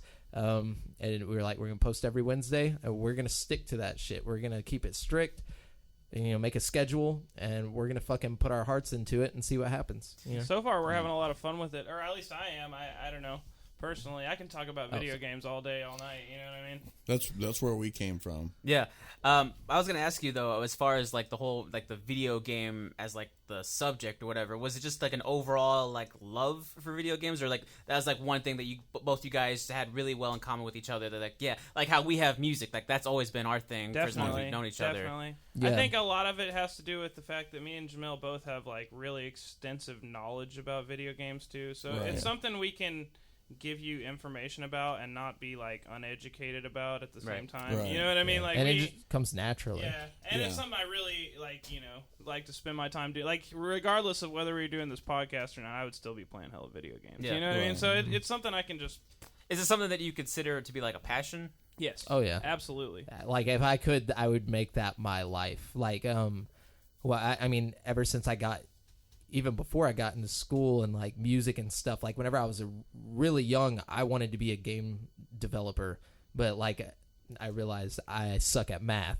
As soon as that happened, I was like, well, what else can I do? And then as I got further along in high school, towards the end of it, I was like, well, maybe I can get into journalism and then write about games. And then podcast popped up, and I'm like, oh, this is even better. Like, you know, I can just talk to people straight up, you know? Definitely. Yeah. What would you guys say, like, I mean, like, it's easy to, like, just pick up a controller and just sort of, like, get lost into, like, a game. You know, you'd either be, like, an indie game that's, like, very, like, just, like, bare, nothing going on, or it'd be, like, one of these huge, like, multiple, like, series, like, Call of Duty, like, you know, like, those epic, huge games. Yeah. But, like, what does it mean to you to, like, just sort of, like, hone in and focus on, like, something, like, you're really interested in, like a video game?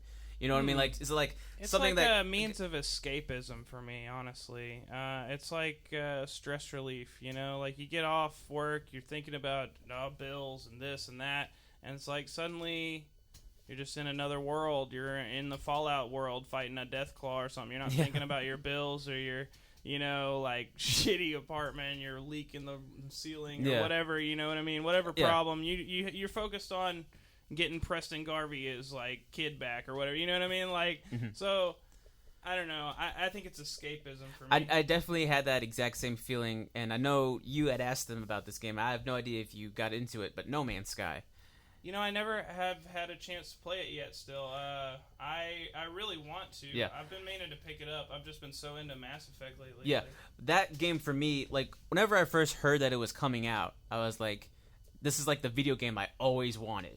You know what I mean? So I was like, I'm so excited for it. I can't wait to play it. And then it came out, and obviously, like you guys, like you had mentioned, like it came out to like mixed reviews. Like a lot of people were expecting a whole lot, and it didn't deliver. That was kind of upsetting. But like, just the thought of like everything that game was trying to represent of like going to new planets and exploring and discovery, and like I think at that certain time in my life is like that's all I really wanted was to, like, just escape, go into the unknown, and explore and discover and get lost. And then whenever it came into the whole deep space exploration, which has always been stuff I've always been like seriously interested in and passionate about, like 2001 Space Odyssey type shit. Yeah. I was like, you're just tossing everything that I love into one video game. It's like so easy to get lost into. I was about to say if they had a killer soundtrack, but that fucking soundtrack was pretty goddamn beautiful whenever you get to listen to it. Did you get into the game pretty well? Like yeah, I did for a while, and then I bought the hard copy of it when it first came out, like the day that it came out. Like, that's how excited I was.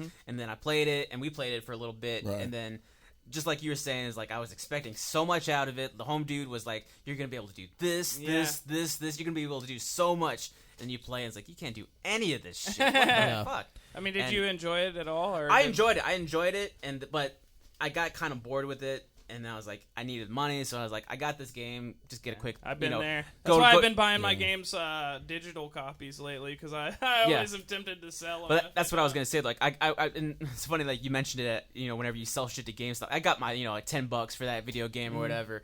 But then they had it on sale on the whole PlayStation Store for like $30. I want to say. Oh wow! See, that's what I'm waiting on. I'm it's cheap as hell right now. So I was like, I got $30. Let me check it out. And then I've been hearing about these updates that they've been giving it.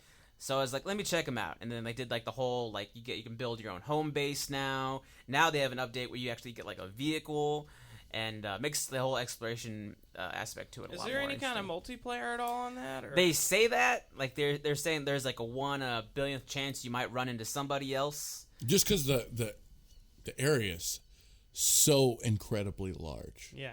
Like an infinite amount of space. Yeah. Large of a place. So he's saying there's a possibility you could run out into somebody, but that's probably not even a good chance because of how fucking huge it is. But it's possible. Well, but no. Possible. Honestly, I don't know if it's possible because I know that's what he was talking about beforehand. Unless they've updated it, right? The multiplayer thing was just out. So, basically, you can go to a planet that someone's been there to before, and you can see that they named it. Yeah. But you're not going to run into them. You won't see them. So it's kind of like that's the exciting, or supposed to be the exciting part. Is like, oh, you get to name a planet, name the creatures on the planet, name the plants on the planet. You can, yeah. But then, like, if you can't actually see the people or like anything like that, then what's the hype behind it? You know, like you kind of want to go on these space adventures with you your. You want to have a fight with somebody on that planet. You want to storm their freaking castle on that planet. It actually cost a lot to get into another.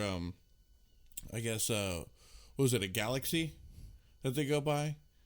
Well, there's Like solar whenever you systems whenever you and go in gas. the When you hyperdrive. leave into Oh, hyperdrive, yeah. that's a different galaxy. So Yeah. it costs a lot. Like it takes a while to build up the right equipment to go into the next galaxy. Which makes sense. And I so mean, there's so many different galaxies to even get to the end of the game. Yeah, and well, there's actually like the end of the game is trying to get to the center of the universe. But one of the main problems was whenever the game came out, one of the reviewers of the game beat it in less than an hour. Really? Yeah. Like he figured out a way to like you can just beat the game in less than an hour. Yeah. So like, and that really, a lot of people were like, "What the fuck? Like this is supposed to be monumental. Like we were supposed to go in here." The video game with no end, pretty much, is like I think how they were kind of marking. Like there is an end to it if you make it to the center of the universe. But if you don't want to go that route, you could just go free explore and just Enjoy explore. it. Yeah, exactly. I'm gonna have to pick it up. Try it out. Try it out now. Like It's at least fun for like 7 days. Yeah. I mean, in my opinion, any game that's $30 or less, I'll pick it up and Just try go it in out. with You it, know, you yeah. might as well. if you walk into it with the mindset of exploring, getting lost in discovery, and then you add in some like really beautiful music and really beautiful visuals, and then Oh, the music is pretty. yeah, well, we can get to that with their show or whatever. But yeah, if you walk into it with that mindset, and I think it was something you guys were talking about on your show about like walking in with one like an idea of what to expect, and then sort of walking in freely. Like I think that's my problem nowadays. Is like I read up so many reviews. Like, do I want to spend my money on this just to be disappointed? Yeah. And then I find out, Yeah, back in the day, I mean, if you got a game, you got that fucking game, and Yeah, you better yeah, play yeah. the shit out of it. Yeah. Otherwise, you have nothing else to do. So it's like, I've noticed that I personally seem to like a lot of games that maybe don't get the best critical reviews. Yeah. I personally find myself getting into weird games, so I like to form my own opinions. do you play like a lot of like indie like? Yeah, I do, especially the ones that are free. Yeah. They'll give you free games all the time. Anything free, I'm like, ooh, give me. So There was one game that I had played. I don't even remember the name of it, but you like played some like indigenous little girl who has like a little white wolf with her or something like that. Oh, man, what's it?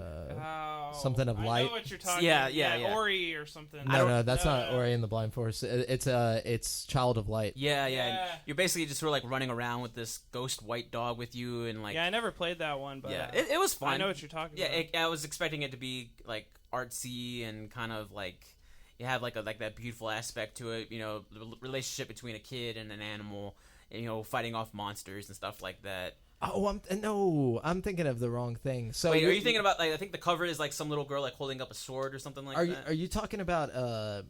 Is this a 3D game or is it 2D? I think it's 3D. Is it on PlayStation? Because Yeah. if so, then you're thinking of. Oh fuck! That game was supposed to come out for a long time, and then it finally like came out, and everybody was like, "This is not good." Yeah. I know what you're talking about. Yeah, I don't but- remember. Like, it was just one of those like random. Like I saw it was free. Why the fuck not? Let me give it a shot. Which those are always fun. Just so just seeing something like let's give it a shot. Yeah. And if you don't like it, delete it. It's kind of got that Netflix problem though, like with all these free games and stuff that you can't really decide what you want to play. Like I have a massive backlist of games just like on my console, like uninstalled, just because I'm like, Right. what do I want to play? And I'll like look through it, and I'm like, I download those for rainy days, like like the other day they had what was it like WWF or something like that for free, and it was like one of the new ones, and I'm like I'm probably not gonna play that right now, but I'm gonna download it. Yeah. One day I'm gonna be bored as hell. Yeah, that's I'm true. gonna Stone Cold Steve Austin somebody. Yeah. That sounds like fun. Yeah, that's what I'm saying. I never for free, really got you know? into wrestling since 9 years old, but Well, see, my idea is like, it seems like it'd be fun. In the seems game, like it's real. A video game version of wrestling would be more fun than like watching real wrestling or like Well, nowadays with these wrestling games, you can like sort of like design and like create the matches, like like customize it to where it takes place. Yeah, and put the what kind of cage match match it- on.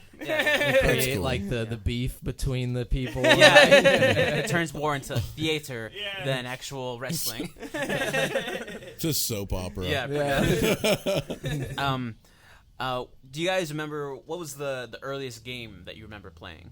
Oh man. Oh god, the earliest game I remember playing is a Thomas the Tank Engine game on the Super Nintendo. Actually, it was the NES. Wow. And so that, and then like The first game I actually ever played, though, like all the way through, was Donkey Kong Country on the SNES. Nice. Yeah. The first game I ever played was Pajama Sam on the PC. I don't know if you guys ever played Pajama Sam. Or no, wait, before Pajama Sam. Oh, no. Whoa, sorry, I keep thinking of older games. Probably Oregon Trail or Bonk. Oh, well, of yeah. course. Yeah, that's everybody's Yeah. first game. Yeah, Well, my that's first game. Oregon Trail went hard, man. It was a good game. It was Math always Blaster. Oh, yeah. Math Blaster. No, okay, one of the Math first Blaster's games. where it's at. Holy fuck. Yeah, I got this video game a long time ago in like a box of Chex cereal. It was like a PC game. It was basically like Doom, but they like put a skin over the game with like Chex Mix. I don't know. It was the weirdest game ever, but it was so fun. Look it up. It's like it's just like just look up Chex video game. It's like so much fun. It's stupid as hell. You probably like get it online right now. That's crazy. That's awesome. I'd have to say for me, though, and you're going to have to answer this as well, Nico. Yeah. yeah, of course. I'd say Super Mario Brothers. Oh yeah, I definitely remember. I remember not having a controller, and we had like some kind of Dance Revolution pad, and we were like pushing the left button on Dance Dance Revolution to make Mario go forward, and then you hit that's like awesome. up to make him jump. That's great. What was that? That was the It wasn't Olympic Dance Games. Dance Revolution because it was It was like that wasn't Olympic even out Games, yet. dude. Yeah, it like was where something like that, you yeah. do like you have to run and then jump. Yeah, like I remember. We just always use our hands because I was too fat, so I didn't do none of that. For me, with the earliest games I watched my older brother play video games for the longest time, and like to me that was my video game experience. And to me, I always thought like, as a kid, that's really like one of the best ways to experience something is like watching somebody else do it, and like because if you try it and you're so unfamiliar with everything, you're just not gonna have fun. You're like whatever, and you're just gonna go outside and do something else. But playing games with somebody who's actually interested in these things and like doing really well with it, it kind of like inspires you a little bit. It's like maybe one day I could be just as good as him, Yeah. So I remember the first game I ever saw my older brother Chris play was Final Fantasy VII, and that really just set the bar just a little too high for me. You know what I mean? It's like This there's is what nothing that video can games beat are. this shit. Like I remember getting so damn lost in that world, Yeah, like dude. the music and then the visuals and like little cinematic scenes wherever it would turn to like the 3D little cutscenes, Right. And then It was fun to watch. fucking Barrett, this big mean black guy with a gun for a gun, hand, yeah. just swearing all the damn time. Yeah. And then love Vincent, that the most game. kick-ass goth kid you ever saw in your life, like man. that was something strange about like that game. For the longest time, like growing up, I didn't know what that artwork was called, or like the way that I guess like the direction they took with the art. Yeah. But like I'd always see it in movies and stuff, and I was like, that reminds me of Final Fantasy. What is that? Yeah. And it's like that steampunk, like cyberpunk looking whole idea, and like my whole life I had nostalgia for that look, but I never knew what it was. I was just Right. like, oh, that's that Final Fantasy look, and Yeah. then people are like, oh, that's cyberpunk. Not I'm to like, mention what? for that game's time, its cutscenes were like way Yep. beyond like its time graphically. Oh, yeah. Like Yeah. it was beautiful for when it came out. you Also, know? like this was like one of Yeah. the, like this game had like 4 discs. Oh, yeah, God. So, I think it was like- 3. You know, they're doing a remake pretty soon. And Yeah, they're I'm gonna so release excited about it in 3 parts. I Yeah. think. I think they're gonna do it like by the it's disc. episodic. That's cool. That's what I was expecting them to do. Basically everything I've ever seen of the first one, it basically goes up to like the first boss fight in like in the factory, like the spider looking that guy. I didn't see if there's anything past that point, but I played that first disc like 4 times. Like, Christy's been playing 15. Yeah, that's what I was I saying. Like, heard how's that? 15's pretty Like- good. She likes it. I first one I saw was 7, and then I actually got into playing 8, which I really enjoyed. And then watched never my brother played 8. play 9, and then I watched him play 10. I played 10. 10 was good. I think after 10 was kind of when I stopped paying any attention to Final Fantasy. No disrespect to it. I mean, obviously Yeah. it's a franchise. It's too much. I mean, like, you know, you can't be expected to follow every Final Yeah. Fantasy. But yeah, that was really like my introduction to video games, and just like being like mesmerized by the beauty behind what video games actually Yeah, are. You know? absolutely. That's one that'll really suck you in there. Yeah, it definitely left like an overall positive feeling, like positive, like it just left something with me like for a while. For sure. Has there ever been any games that you guys have played that have left like that extreme positive or even like a negative feeling? Like you played, Oh, like, yeah. why did I bother wasting like so many hours of my life for this shit? Like, Oh yeah, So many, definitely. dude. One Like- that leaves me with that positive feeling like you're talking about. I think back to like being in the back of the car playing Pokemon on the old Oh, school yeah. Game Boys. Oh, yeah. And I always get this like real nostalgic. you got to have the feeling, flashlight, you know? man, because you only gonna It's be all Oh, that yeah, for serotonin. depending on the street lights. Yeah. Yeah. For sure. Oh, yeah. That one always leaves me with like a good feeling, you know. what I But mean? has there ever been any games that you played like you? that leave a bad taste Yeah, in your yeah. mouth? Yeah. A couple, yeah. But they're all weird. You know, I have a hard time thinking of them because I try to just put them out of my mind. Right. One that comes to mind right off the bat was the game Grab by the Ghoulies back in the day. Yeah, Did y'all ever for play GameCube. Grab by the Ghoulies? No. It was like Luigi's Mansion, but just really shitty and like had nothing to do with Luigi. Yeah, I don't know. It's kind of same with like for like the good feeling for me. I had several. Like I was a super nerd about video games growing up. Like I remember when I got my GameCube and Medal of Honor Frontline came out on it. I remember that one. That game was actually like Good game. directed by Steven Spielberg. Like the entire game. Like the Wow. so like Really? yeah, and so like I remember playing it and like actually getting this like emotional like feeling for the characters and everything and like I brought my mom in my mom doesn't give a fuck about this shit. Like I was like you gotta watch this beginning scene, you know, like she watched it and she's like, oh, that's cool. I'm like, but you don't get it, like you don't it's not cool. It's like it's That's crazy. the worst when you try to You know, show like- somebody something and they're just like, They don't understand. they're just not enthused about it. That's how I am with the VR. I'm always like, check this out, it's so cool. And everyone's like, yeah, Yeah, it's cool. like some like, no, it's so cool. I think they'd be more Like interested. They'd be more interested in the VR if you showed them the fleshlight with it as well. yeah, That but where's the porn? Where's the fleshlight? You know, I knew that Brent was going to bring up the VR somehow. Yeah. Hey, you got to. He's in another world, man. But bad taste, like mainly games that scared me as a child, would be like Alice, like Oh man, Um, yeah. Okay. Yeah, I remember- American McGee's. yeah, American McGee's Yeah. Alice. Yeah. That You know, I agree with you there. and I never played it as a kid. I mean, I've gone I back watched and my beat it sister now, play but it. like, Yeah. it freaked me the fuck out. Like even just seeing the visuals, like because back in the day, artwork for video games wasn't that great. So like it had this like diagonal looking shapes to everything. Everything's jagged and Right. just blood doesn't look real. You get but that same feel like it. gross feeling you get when you're playing like the beginning of like Max Payne. You Yeah. know what I mean? It's No. like you just kind of want to go take a That was shower. such a after good you're fucking done. game, dude. It really was. God. I love that game. Like Max Payne 2 was one I of my talk favorite about it way games. too much. Yeah. I like Max Payne 3 also. Oh I yeah, thought no, Max Payne they 3 were was- all amazing. I just remember, like, I really liked the first one. I mean, the bullet time, honestly, like, That shit was Oh, so yeah, it was dude. so Oh, like, yeah. right around the Matrix too. Yeah. So like everyone's hyped for it. It's For like, sure. yo, this is the Matrix game. yeah. And then, And then I remember in Max Payne 3, whenever like there was like the first scene wherever it came back, like I think like you're sliding down something and then you jump Yeah. off and then like you shoot this guy who's like trying to take out this girl. I was like, fuck yes, they Yeah, brought dude. it back. dude. You know. I had the worst experience with Max Payne 3. I rented the game from a Red Box, and they only gave me one of the 2 discs. Oh, so I shit. ended up playing like halfway through the game, and it's just like insert disc 2. I was like, no. That piece of shit. I It would was file a terrible. complaint with fucking Redbox. I man. did. I think other people did too, Probably because kicked shortly it. after Redbox started giving you 2 discs in Yeah. the same. Yeah. what about you though? Like what's Yeah, okay, so negative experience. I wouldn't say negative because I really like really scary things.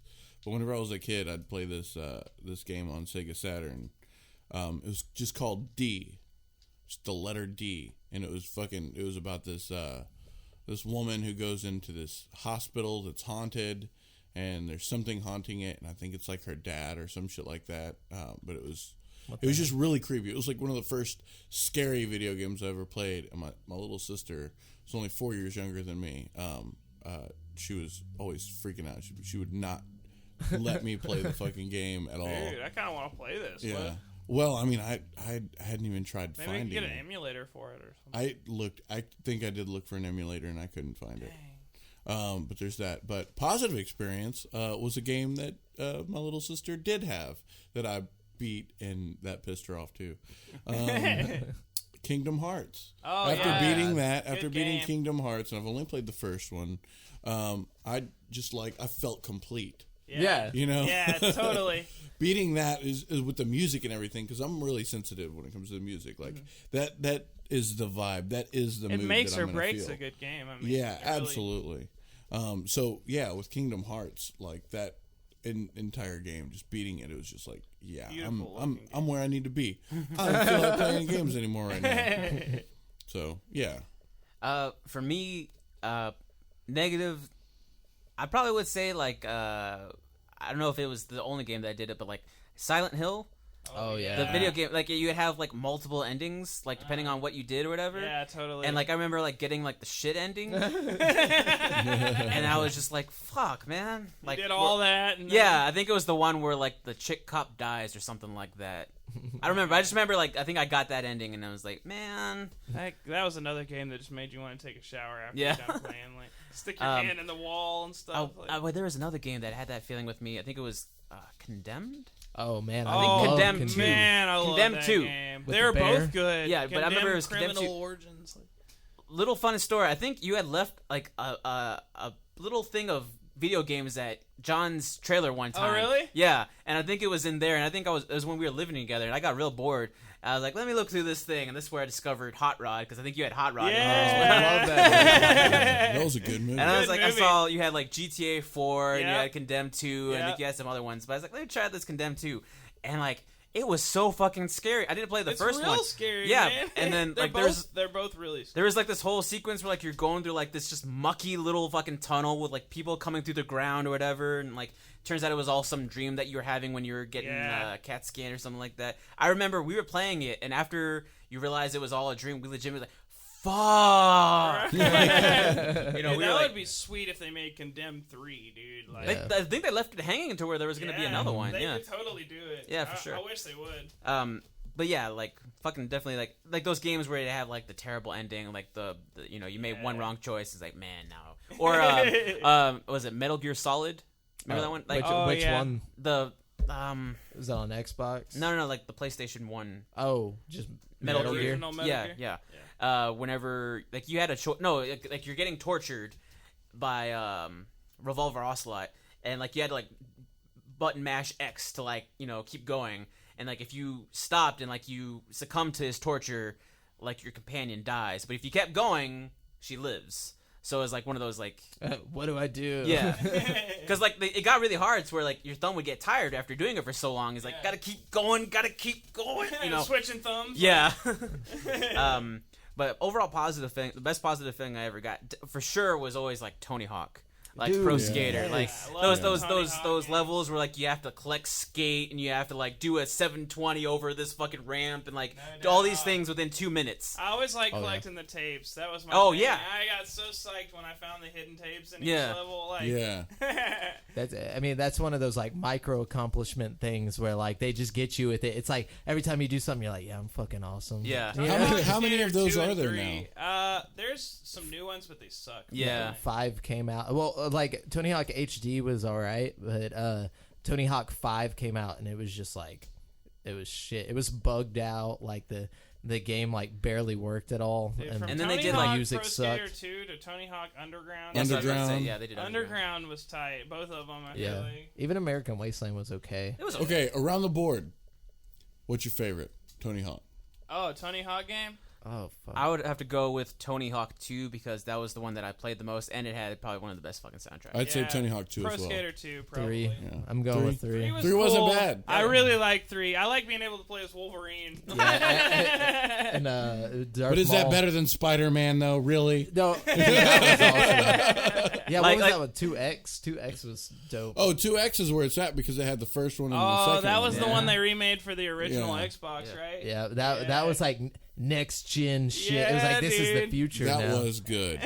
So if you were going to buy one, you'd get 2X. Yeah, No definitely. doubt. Yeah. Yeah, the And you get soundtrack, The too, killer dude. soundtrack. So here I am.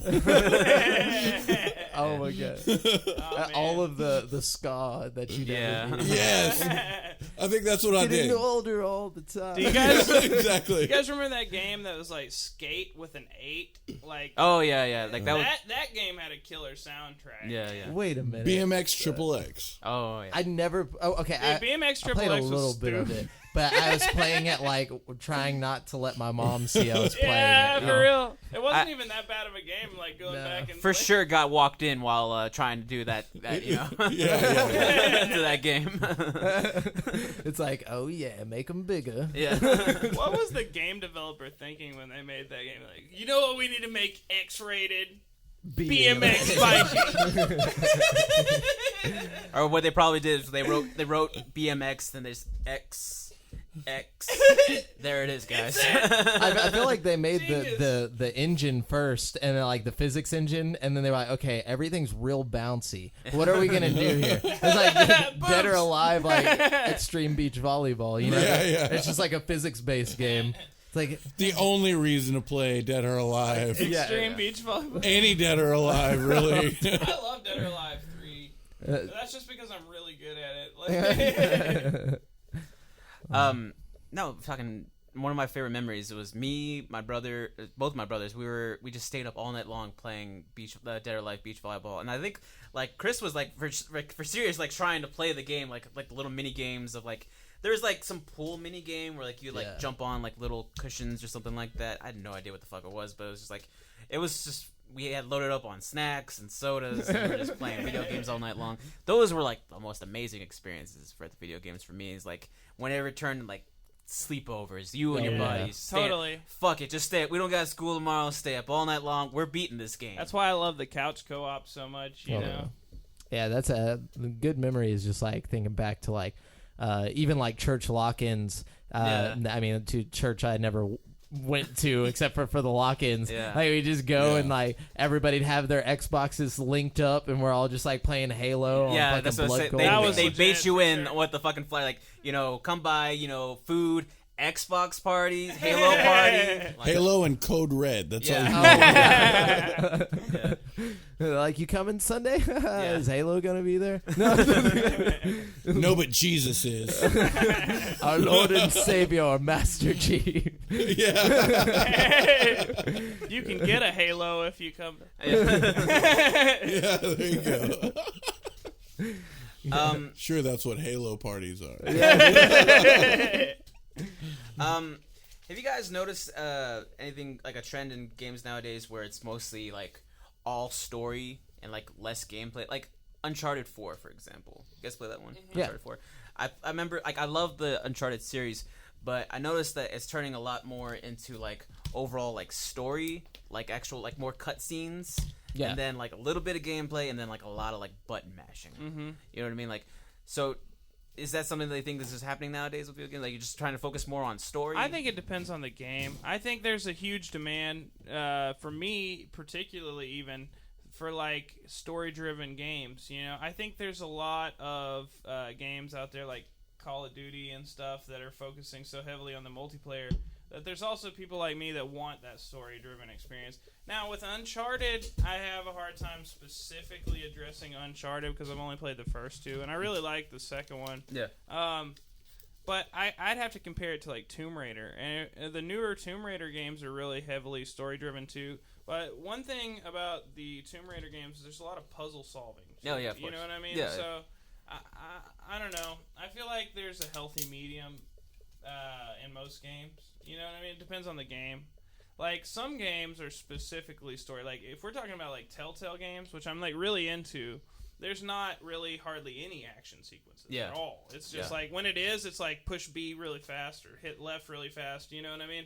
And that's, like, entirely story-driven. So you kind of have to know what you're, like, looking for in a game before you go into it, I feel like. But there is like a huge trend, I think, of like story-driven games coming out, and not so many of them have great stories. Like, I think just because you're like, Give me an example. oh, some of the Telltale games, some of them I could give a fuck less about. Like, some of them are great. Like, you know, I really liked Wolf Among Us, but Among Us was good. The only Telltale game I can think of off the top of my head that's like genuinely like bad is the Michonne Walking Dead one. That one was awful. Like, But that wasn't awful. Telltale, was it? Yeah, it was Telltale. Oh, wow. And it was bad. Yeah, Especially compared to their other Walking Dead ones, which are great. Like, the first 2 seasons of The Walking Dead are, like, absolutely off the chain. And then they put out this little bullshit Michonne one that's only got 3 episodes.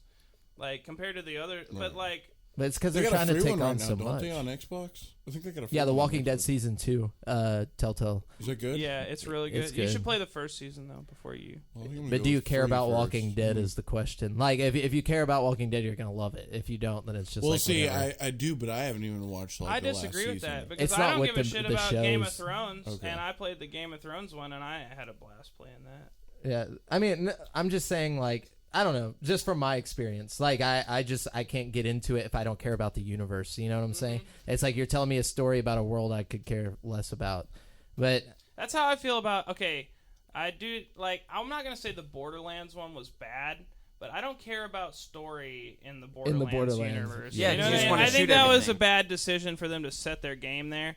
Because, like, they put way too much time and effort into making this good game, which was decent, but you don't care. You know, it's Borderlands. You just don't care. You know what I mean? That's the thing. It's like if you're gonna make a story or make the game entirely about story, give us something to care about. You know, For the most part, I feel like Telltale's pretty on the mark. You know what I mean? but not just Telltale. I'm trying to get back to like the whole idea of games being about story now. Yeah.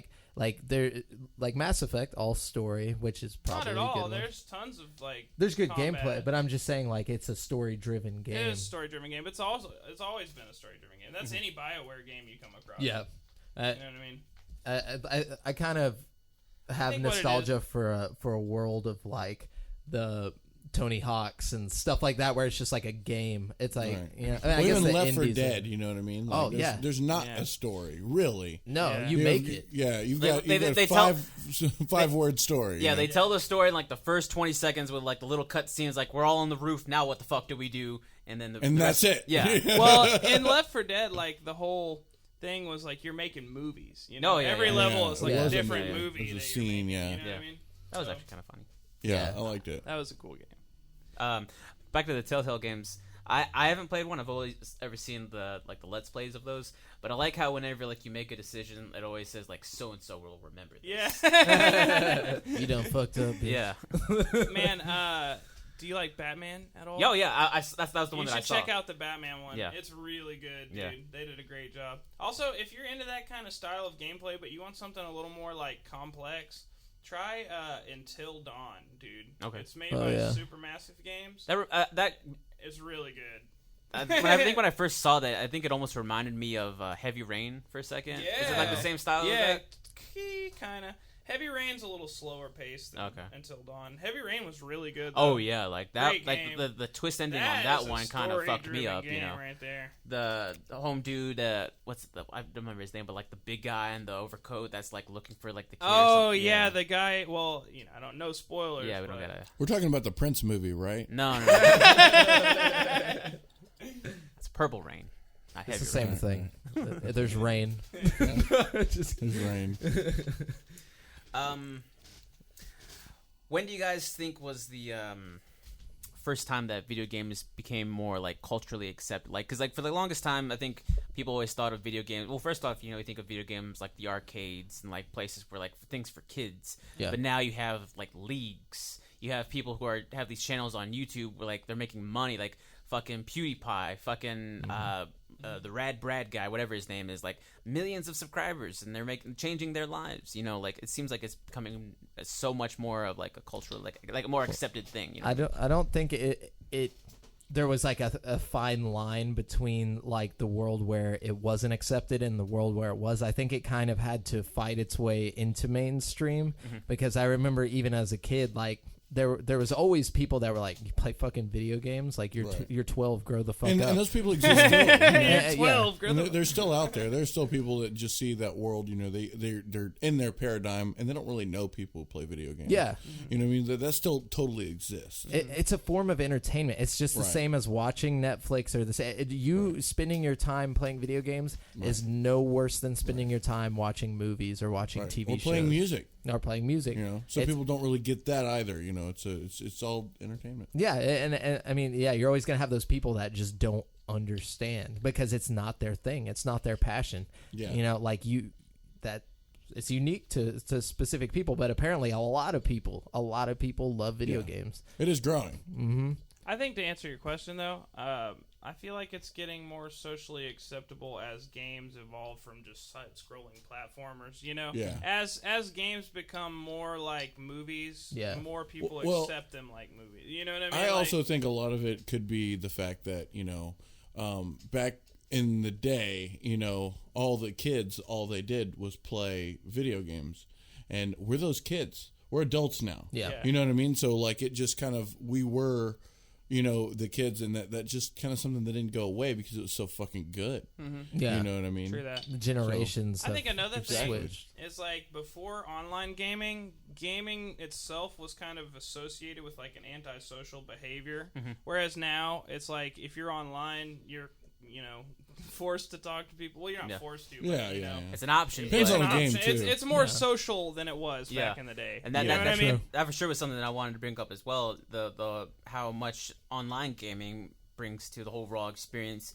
You'd be surprised how many friends I have who told me they met their significant other through online gaming. You know, I've heard that. Yeah, it's beautiful, it's romantic, but what the fuck, man? Yeah. How do you trust somebody? Like, But I mean, They you kind humped of your corpse after Halo. you kind of have to trust. That's them, when I man. knew he was the one. we were just standing there in Destiny, and she just came up and started breakdancing in front of me. And then I Stole my breakdanced heart. in front of her, and I waved, and she flipped me off. the It mating was all ritual. over. I've never been teabagged so hard in my life. But yeah, I think that's something that's always giving a more positive experience overall to gaming in general. I remember when I was in college, in my dorm room, me and my roommate, we had Call of Duty Modern Warfare 2.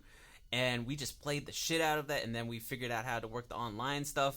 And we had the headset and just fucking calling everybody out, and like, just talking shit to kids, and like it was so much. And then like some of the guys in the other room down the hall, they had it, so it was like, okay, let's sync up, let's start a game going, let's take out those pussies over in Whitehall. Odie Barrett representing. Yeah, that's awesome. It is fun when you start having real human interactions online and Yeah. stuff, I especially with co-op games, what Yeah. I mean? Like, Yeah. if you can manage to get, like, 3 people together and get in a game of Borderlands together, like, that is one of the most fun experiences ever. If you can, like, find people that have the time and willingness to play it with you, you know what Yeah, I mean? right. Yeah.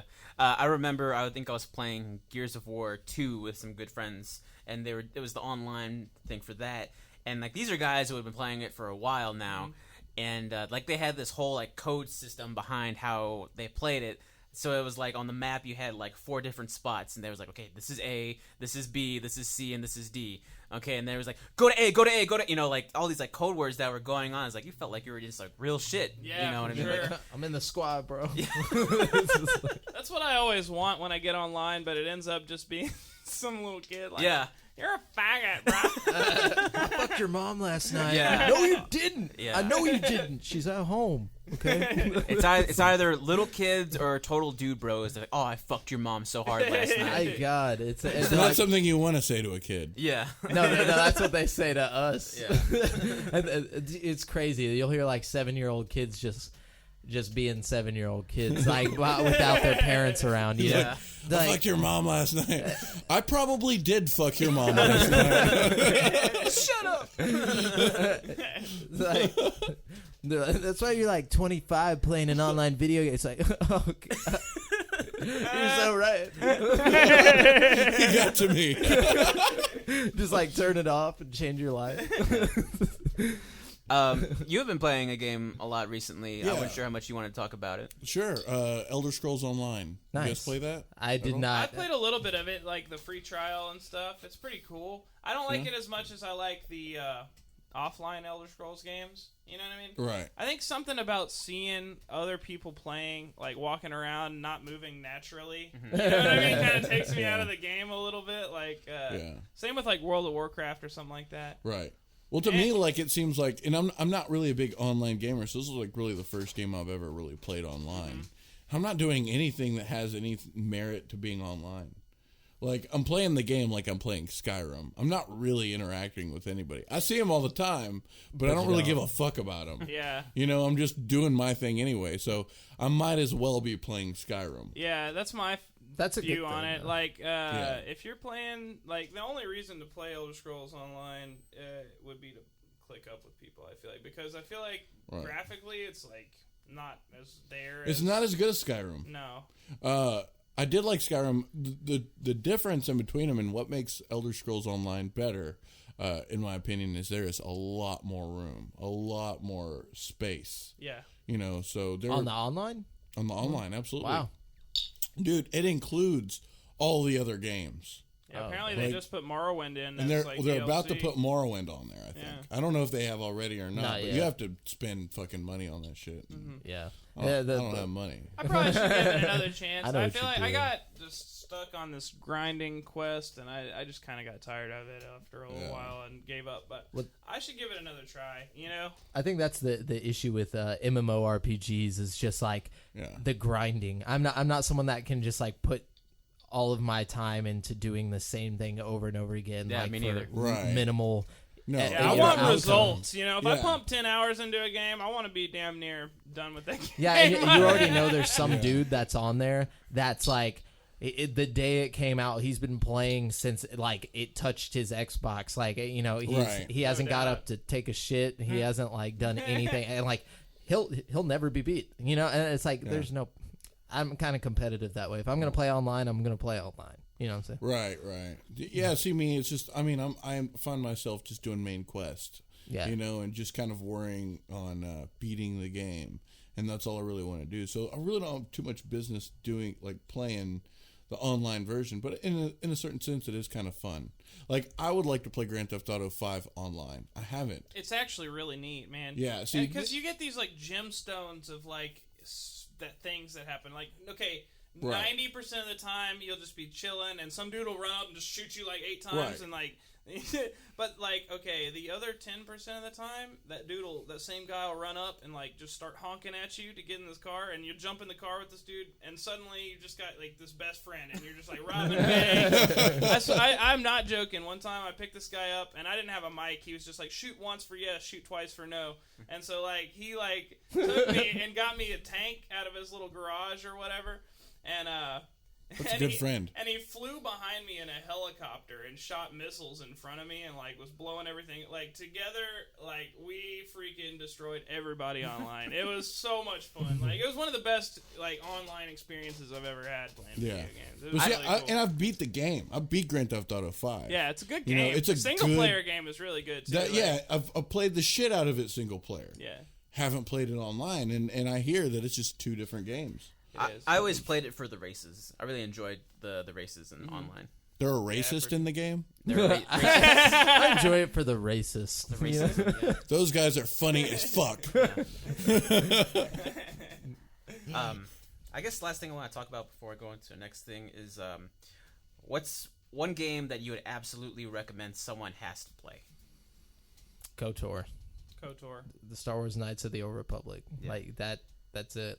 Like that's number one. That one, and I mean, like you'll understand gaming. I feel like just you'll understand a masterpiece of gaming, or like what it could be. And it came out generations ago. Yeah. See, I It bought still that, holds up. and it never installed on my computer. And that's as far as I got.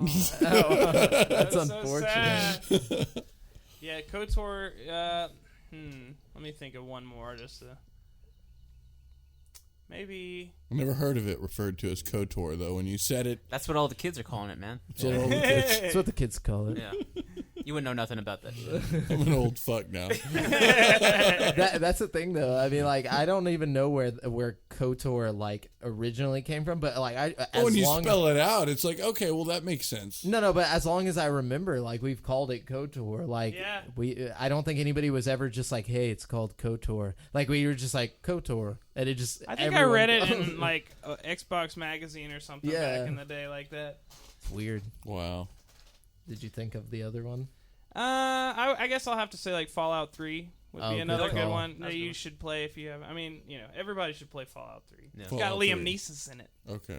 Liam Neeson's played your Fallout 4. pappy. We play Fallout. Fallout yeah, 4 is good 4. too. Yeah. Like, I just feel like Fallout 3 is one of those essentials you need to have in your Yeah. grab bag of games. You know what I mean? Like, The story's great. I didn't really feel 4. I like that one. Felt like that had too much hype Yeah. for me. I loved 4, and I feel like a lot of people hated on 4. I think a lot of people got stuck in like the Preston Garvey quest loops, and then like, you know, Nah, thought man. that's what it was. Because I know I was talking to one of our friends, Aaron, and he was like, "Yeah, I just started doing missions for that Preston Garvey guy, and then I just never stopped." I'm like, "Well, that's the problem, dude." I was like, "You, that's like a never-ending quest. Like that's just so you can just continually farm XP if you want to. You know Right, what I mean? right. You gotta like find the right quests that actually end, because like in almost every little town, there's at least one dude that'll give you like. I just heard so much about it being such a big map, and It then is pretty big. It didn't seem like that was that big of a map. Now I'm used to playing Skyrim and Morrowind and games like that, so I like a giant. Well, it's fucking bigger map. than Skyrim. Is it? It's like 2 square miles bigger than Skyrim. It seems like it's smaller. Maybe I've got a smaller map. Maybe you just quit too early to discover how big it really was. It could well, be it. not to mention, Does it grow? it comes on A little bit of water. But there's also like if you think about like the caves and the underground stuff, there's a lot of that going on. Okay. Yeah, that's I don't think I've been in a cave. I didn't play it for very long. yeah. I got to the part where the guy's knocking on your door. The bomb didn't even go off. What's to do with all this fallout they're talking about? This game fucking sucks, man. I do remember 3 where like you play like the very beginning of it. You know, you start the game off in your mother's vagina. That's kind of a cool concept. You, like, And right when you exit the vagina, you see the first thing that would be near a vagina, which is Liam Neeson, your father. He's just like, He's all like real like. yeah, and you know you have to have extra security in life if Liam Neeson's your father. yeah, he's like, oh, No a matter beautiful what, baby boy. no matter what happens to you, he'll find them. Yes, dude. Unless he's the one that gets taken, which is the case. in Well, he just kind of Fallout. left. He was just like, fuck it. Yeah, fair enough. He was just like, hey, That's kind of jacked up, man. If you think about it. yeah, he's a bad dad. Don't have Liam Neeson as a dad, Or Well, I have one question before we go into the next segment. for sure. Where did you guys get y'all's intro song? That was actually some dude. We just like, I found him on the internet. Like he was like selling like music, Right. like he makes music and sells it. And I was like, hey, I'm making a podcast. I just want an intro and outro song. And he was like, yeah, I can do that. What do you want? And I was like, well, I kind of want like a mix between like retro video game music, like something off of like maybe The Legend of Zelda, Right. or like I was like look towards like Mega Man, but then like mixed with maybe trap music of modern day. And he was like, yeah, it's easy. And then like a day later, he Yeah. just like sends me the shit, and I'm like, dude, That's what it is. and I like sent it to Brent. I was like, dude, this is hella dope, man. We're legit now. No, I seriously, I think you need to get a rapper to go on over it and just rap about video games. dude, That yeah, would be just like a awesome. full length song. We could probably hook you up, man. We know some people. Dude, tell him to come on and get on the beat, man. But speaking about music, and you had mentioned Legend of Zelda. Fucking Ocarina of Time was like one of the most like amazing games, like pieces of music in a video game that I'd ever played. So I guess switching on to music and video games and how vital music is, like what role do you think music has in video games? Like, is it like another part to the experience, or is it just sort of like something that, you know? It is, and it's a part of the memory that you'll have of that game. You know, like something that will always bring you back to that. So, like, whenever you hear, like, a random song that might hit a key and something that you remembered from, or, like, that you played a long time ago. I have that happen all the time. I'll be like, oh, shit, that's the same key that was in the Halo theme. Or, like, oh, like, dude, that reminds me so much of Zelda, Ocarina of Time. It's just, like, I don't know. I think it plays into the experience, and it just has as much as it does in a movie. Like, you're not going to be scared in a movie if you don't have the music hyping it. Yeah. It wouldn't be the same to watch that horror movie scene without that. Right. You know what I mean? Same concept. Roy? Yeah, I would just remember, like, really getting into Ocarina of Time. Just like, gotta lay out that perfect sequence. Yep. For the When rain, you for the start it up sunlight. and Yeah, you fuck up one note. Fuck, you know. Dude, like I still catch myself. I'll just be like taking a shower after work and just like, Yeah. like just like. My girlfriend's in the other room, like, what the fuck? I heard of these people now putting fucking locks on their doors, like that open up if you play the notes on a ocarina for like to open the door. What? Yeah, That's like, awesome. Little microphones and stuff attached to the door. It won't kinda open cool. unless you do the right fucking code, so to speak. This the fucking Epona song. Yeah. Just like, dude, that was my shit. Would you say like, would that sort of stuff like Ocarina of Time? Would you feel like that's like the most memorable piece of music that you ever had from like a video game, or like what was like the first one that ever just like stuck with you? Like, I mean, if we're talking about the first one that ever stuck with me for real, it would be I can't remember if it's Island or World. It's Yoshi's Island. The original one for the SNES. It's like Super Mario World 2, Yoshi's Island. Mm-hmm. That game right there, man. Like I remember as a kid, just like walking around. I was probably like 8, just like humming the song all the time, like thinking about it and like how catchy it was. Mm-hmm. And that's one of the ones that like it always gives me this weird like feeling. Something about it. Like I when I hear it, it makes me happy. Yeah. You know what I'm saying? yeah, for sure. And I think it's the older games. Like nowadays, I think most video games either have like just orchestration Yep. or like actual bands. But like back in the day, like there was like little tunes, like fucking Mario. 8-bit, yeah. Da da da da da da da. You know, like it stuck Yeah. with you, and you know It's you were universal. Donkey Yeah. Kong Country. yeah, for real. But I guess going into how much music has changed with video games, like how it started off with like that 8-bit type style, and then like later on it became, well, I guess whenever it became more like a movie where you'd have, or fucking Hans Zimmer is conducting, you know, symphonies to video games nowadays, and bands. Breaking Benjamin was on Halo 2 or Halo, whatever, yeah. you know. So it's like there's been like this huge change as far as like the overall thing. Mm-hmm. You know what I mean? So do you think like through that change, like it had to happen? Because like I mean, obviously like you had like your Definitely had to happen. You know, I mean, Because it wouldn't be as immersive if you still had the 8-bit sound with the. unless you you're know just what I trying to mean? be ironic though, or unless you were trying to go Yeah. for like Yeah. some like But throwback even type then, stuff. you would clean it up, and it would be a much more HD version of Yeah. that, like Yeah. 8-bit. Like when I think You of know like what I mean? fucking like Scott Pilgrim style, Mhm. you know, like putting like cheesy music with like a cheesy story like that. That totally would be For like cool, irony. but like in And like it's an all ironic all way. You know? relative to the Yeah. visuals. Yeah, sure. definitely. Yeah. I mean, like, look at Halo, like you were talking about Halo, like, that's one of the most, I feel like that was like a pivotal point in video game soundtracks. Like, when the first Halo theme came out, it was like, oh shit, they put some money into this shit. It's not just like, you know, your typical somebody playing on a keyboard in the Yeah. background. Like, it was Definitely. amazing. You I could think hear what the they have, cellos like Steve and Vai all. playing guitar or something like that, or Yeah, I don't even know. I just know the sound of it. Like, I mean, I know in like Halo 2 they had some big guitarist like come and do the actual. Maybe it was Satriani. Maybe. Steve Vai, Satriani is the same fucking person. Anyways, yeah, I guess so. I mean, like, I think nowadays you're just gonna get like that more like eternal, like sort of like I want to mention with like No Man's Sky, which I know you guys haven't played that one, but the music in that one is just very like open, very spacey, just very. I don't know, it just sort of matches exactly what's going on with the visuals. I guess what she was saying, like it depends on the visuals. But then I think. What kind of music do they play in like the Elder Scrolls? Is there any music in Elder Scrolls? Elder or- Scrolls has Yeah. beautiful. Is it like the same scores and thing, like music. orchestra stuff, or? Yeah. Yeah, I was going to talk about it more so on their show. Oh, okay. Fucking excuse me. But do you think that that the music adds to the overall feel of the story, or that the music amplifies like the overall gameplay? Both.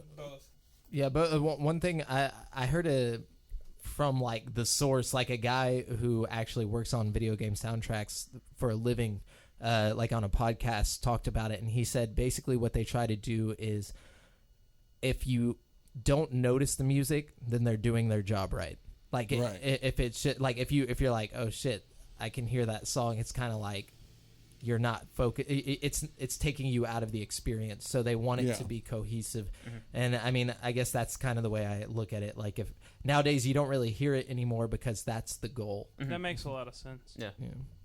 And like you don't want to get caught up. It's like, damn, they've been playing the same goddamn song for like the past, like Mario or something. Right.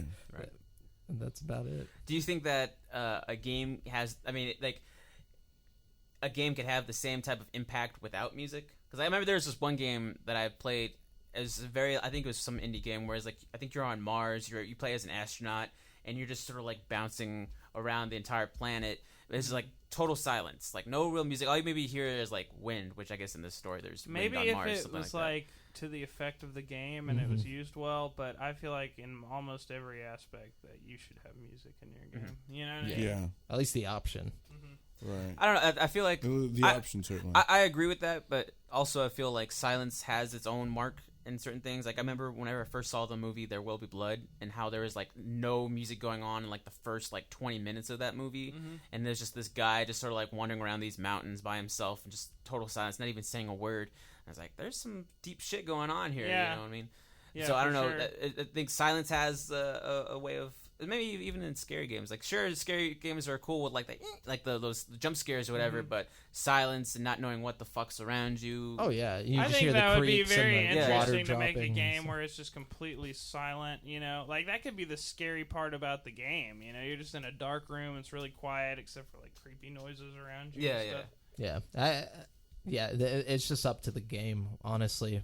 I think whenever it comes to music, it's like if the game calls for it, then don't put music. If it does, then For sure. I think there's definitely opportunities for them to go that route with the silence, and there's definitely always those routes where like you just kick in like that the epic music for like the epic moment. Fucking I don't know, like Doom, like the most recent one.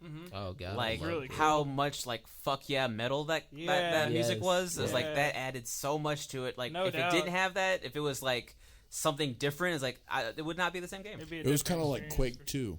Well, yeah. You know how it was put together as far as that really metal sound of music, just kind of like that in the action. Fucking. Well, it's a throwback. It's almost irony being played. Like they're just like. Remember this day and age when video games were about like brutality and let's play some metal. That for sure was like I remember like just hearing like the that's all good, don't worry about that. I was just laughing about it. It like shushed me. It was like I wish we didn't react to it and only you reacted to it. It was like, what the fuck? What are you talking about, Jamal? Yeah. Someone shushing me. Well, I guess we could take that as our cue to wrap it up then. All right, well, I got a segment I'd like to go into. Oh, yeah, absolutely. Yeah, sorry about that. It's called John's Weird Music. Oh, Cue the music.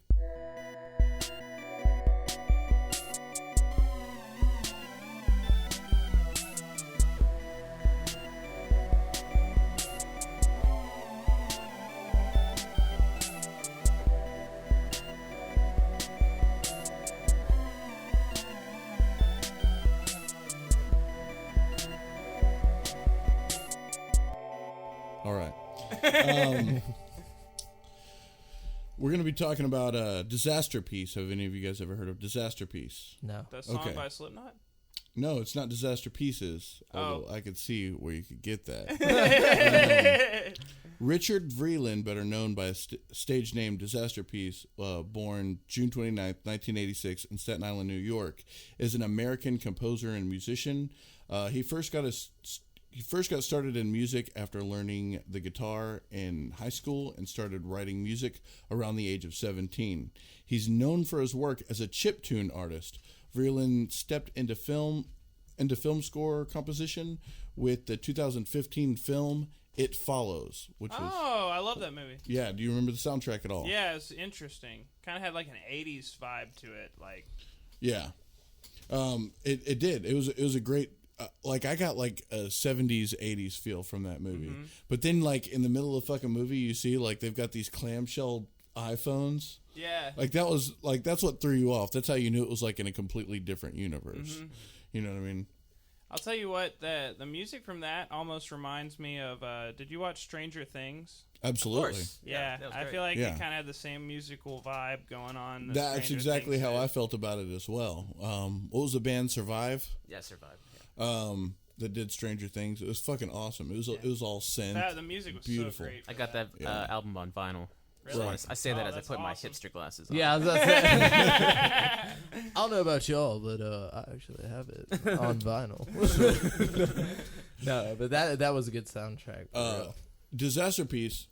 So he did the film It Follows. He also did a video game score for the game Fez. Oh, the little indie game. Yeah, Fez, Fez. like a hat. Just kind of like It's that. a spin-off of that 70s show guy. Yeah. Oh, He got his own game. But This was super popular. the music is like super like 8-bit. Really, it's got, you know, I brought it to the show just because it's kind of got that video game style to it, you know, and he's done a lot of compositions. I listened to an interview that he did where he was talking about like the methods of how he creates scores for video games and stuff. And it was like they were asking him like, so do they give you screenshots or do they let you play it, or, you know, and he just said, you know, the first time he did it, you know, they just had like screenshots, and Nice. he vowed to never do that again. Yeah. Like he's got to have a lot more to work off of than just Yeah. pictures of, you know. I mean, I'm sure that's how they got the whole, you know, did it, you know. Like, what do you think of when you're in a cave? But I'd say that a really good song that of his is from the Fez game. It's called Adventure. That's really fucking good. But what we're gonna listen to right now is a song off of Adabyte and the Warring Nations album. And by the way, this guy has 45 fucking albums, and he's Of just my music age. that he's made. Like, Yeah, he's 30. You know, 45 fucking albums, and God. this is starting with like the 8-bit style and moving into a little bit more into film scores, so more of a natural sort of synth, you know. But the name of the song is called "The Great Switch Divide 1." Here comes the platoon, or the plaid platoon. So we're gonna listen to that right now. All right.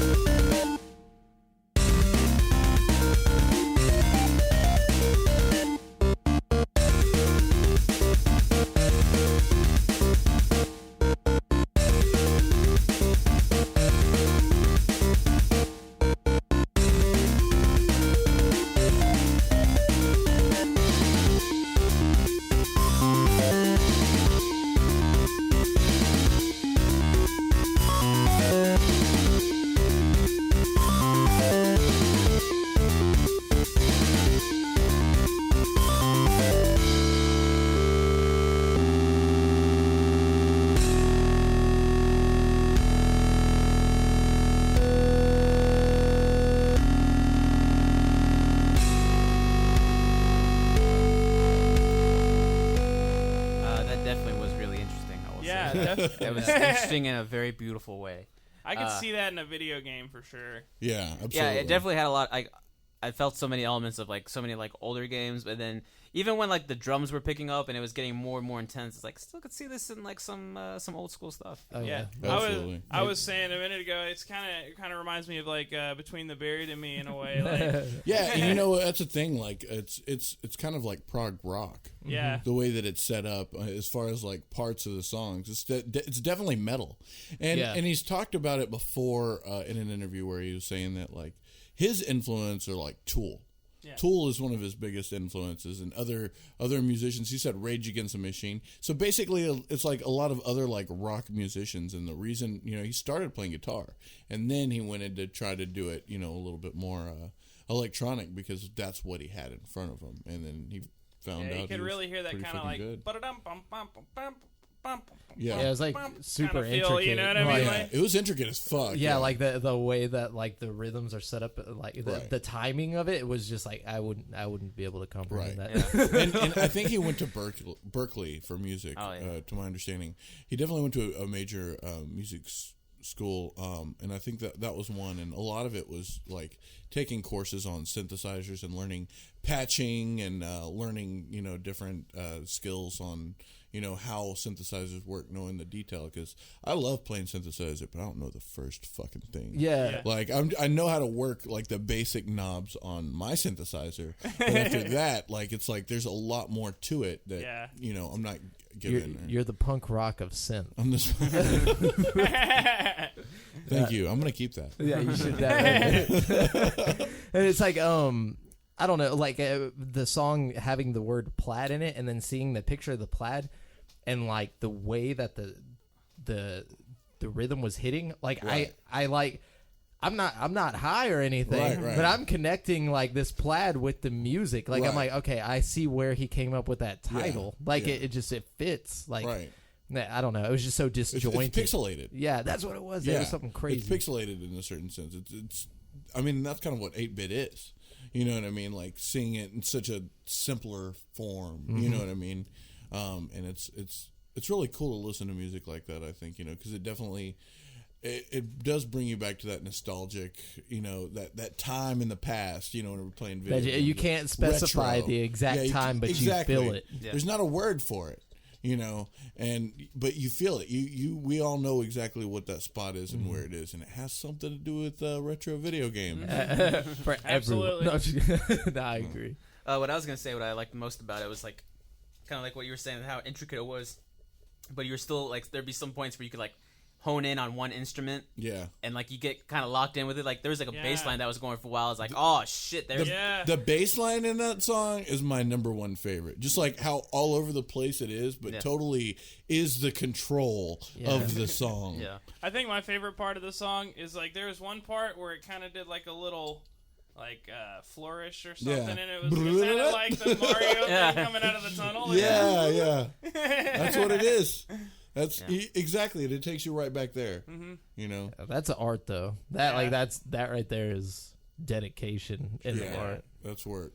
Yeah, and I mean the thing is to actually play the music isn't hard to make each individual note, but and I've got a program that allows me to be able to do a lot of that stuff, like placing and mapping, but the time and the effort and the ability to go to so many different parts, just like metal, you know what I mean? Just like what I was talking about in that prog rock feel, that intellectual composing. Yeah. Like that is some serious fucking business. Yeah. It's almost like a science, like the way it sounds. Like it is. Yeah. Or an algorithm. Mm-hmm. It's mathematics, man. It's an equation. I like that. And eventually, A plus B equals C. There you go. And that doesn't make any sense. I don't know why I said Except that. It does make sense, though. But does it? It does. Does it? On a deeper level, it does. But does it equal AB? I don't know. Whoa. Where did you just take this shit, man? All right, guys. I just see you guys fishing around in your head like, does it? I don't know. Yeah. You're going to be driving back home. Did it really make We already told you we're not good at math, okay?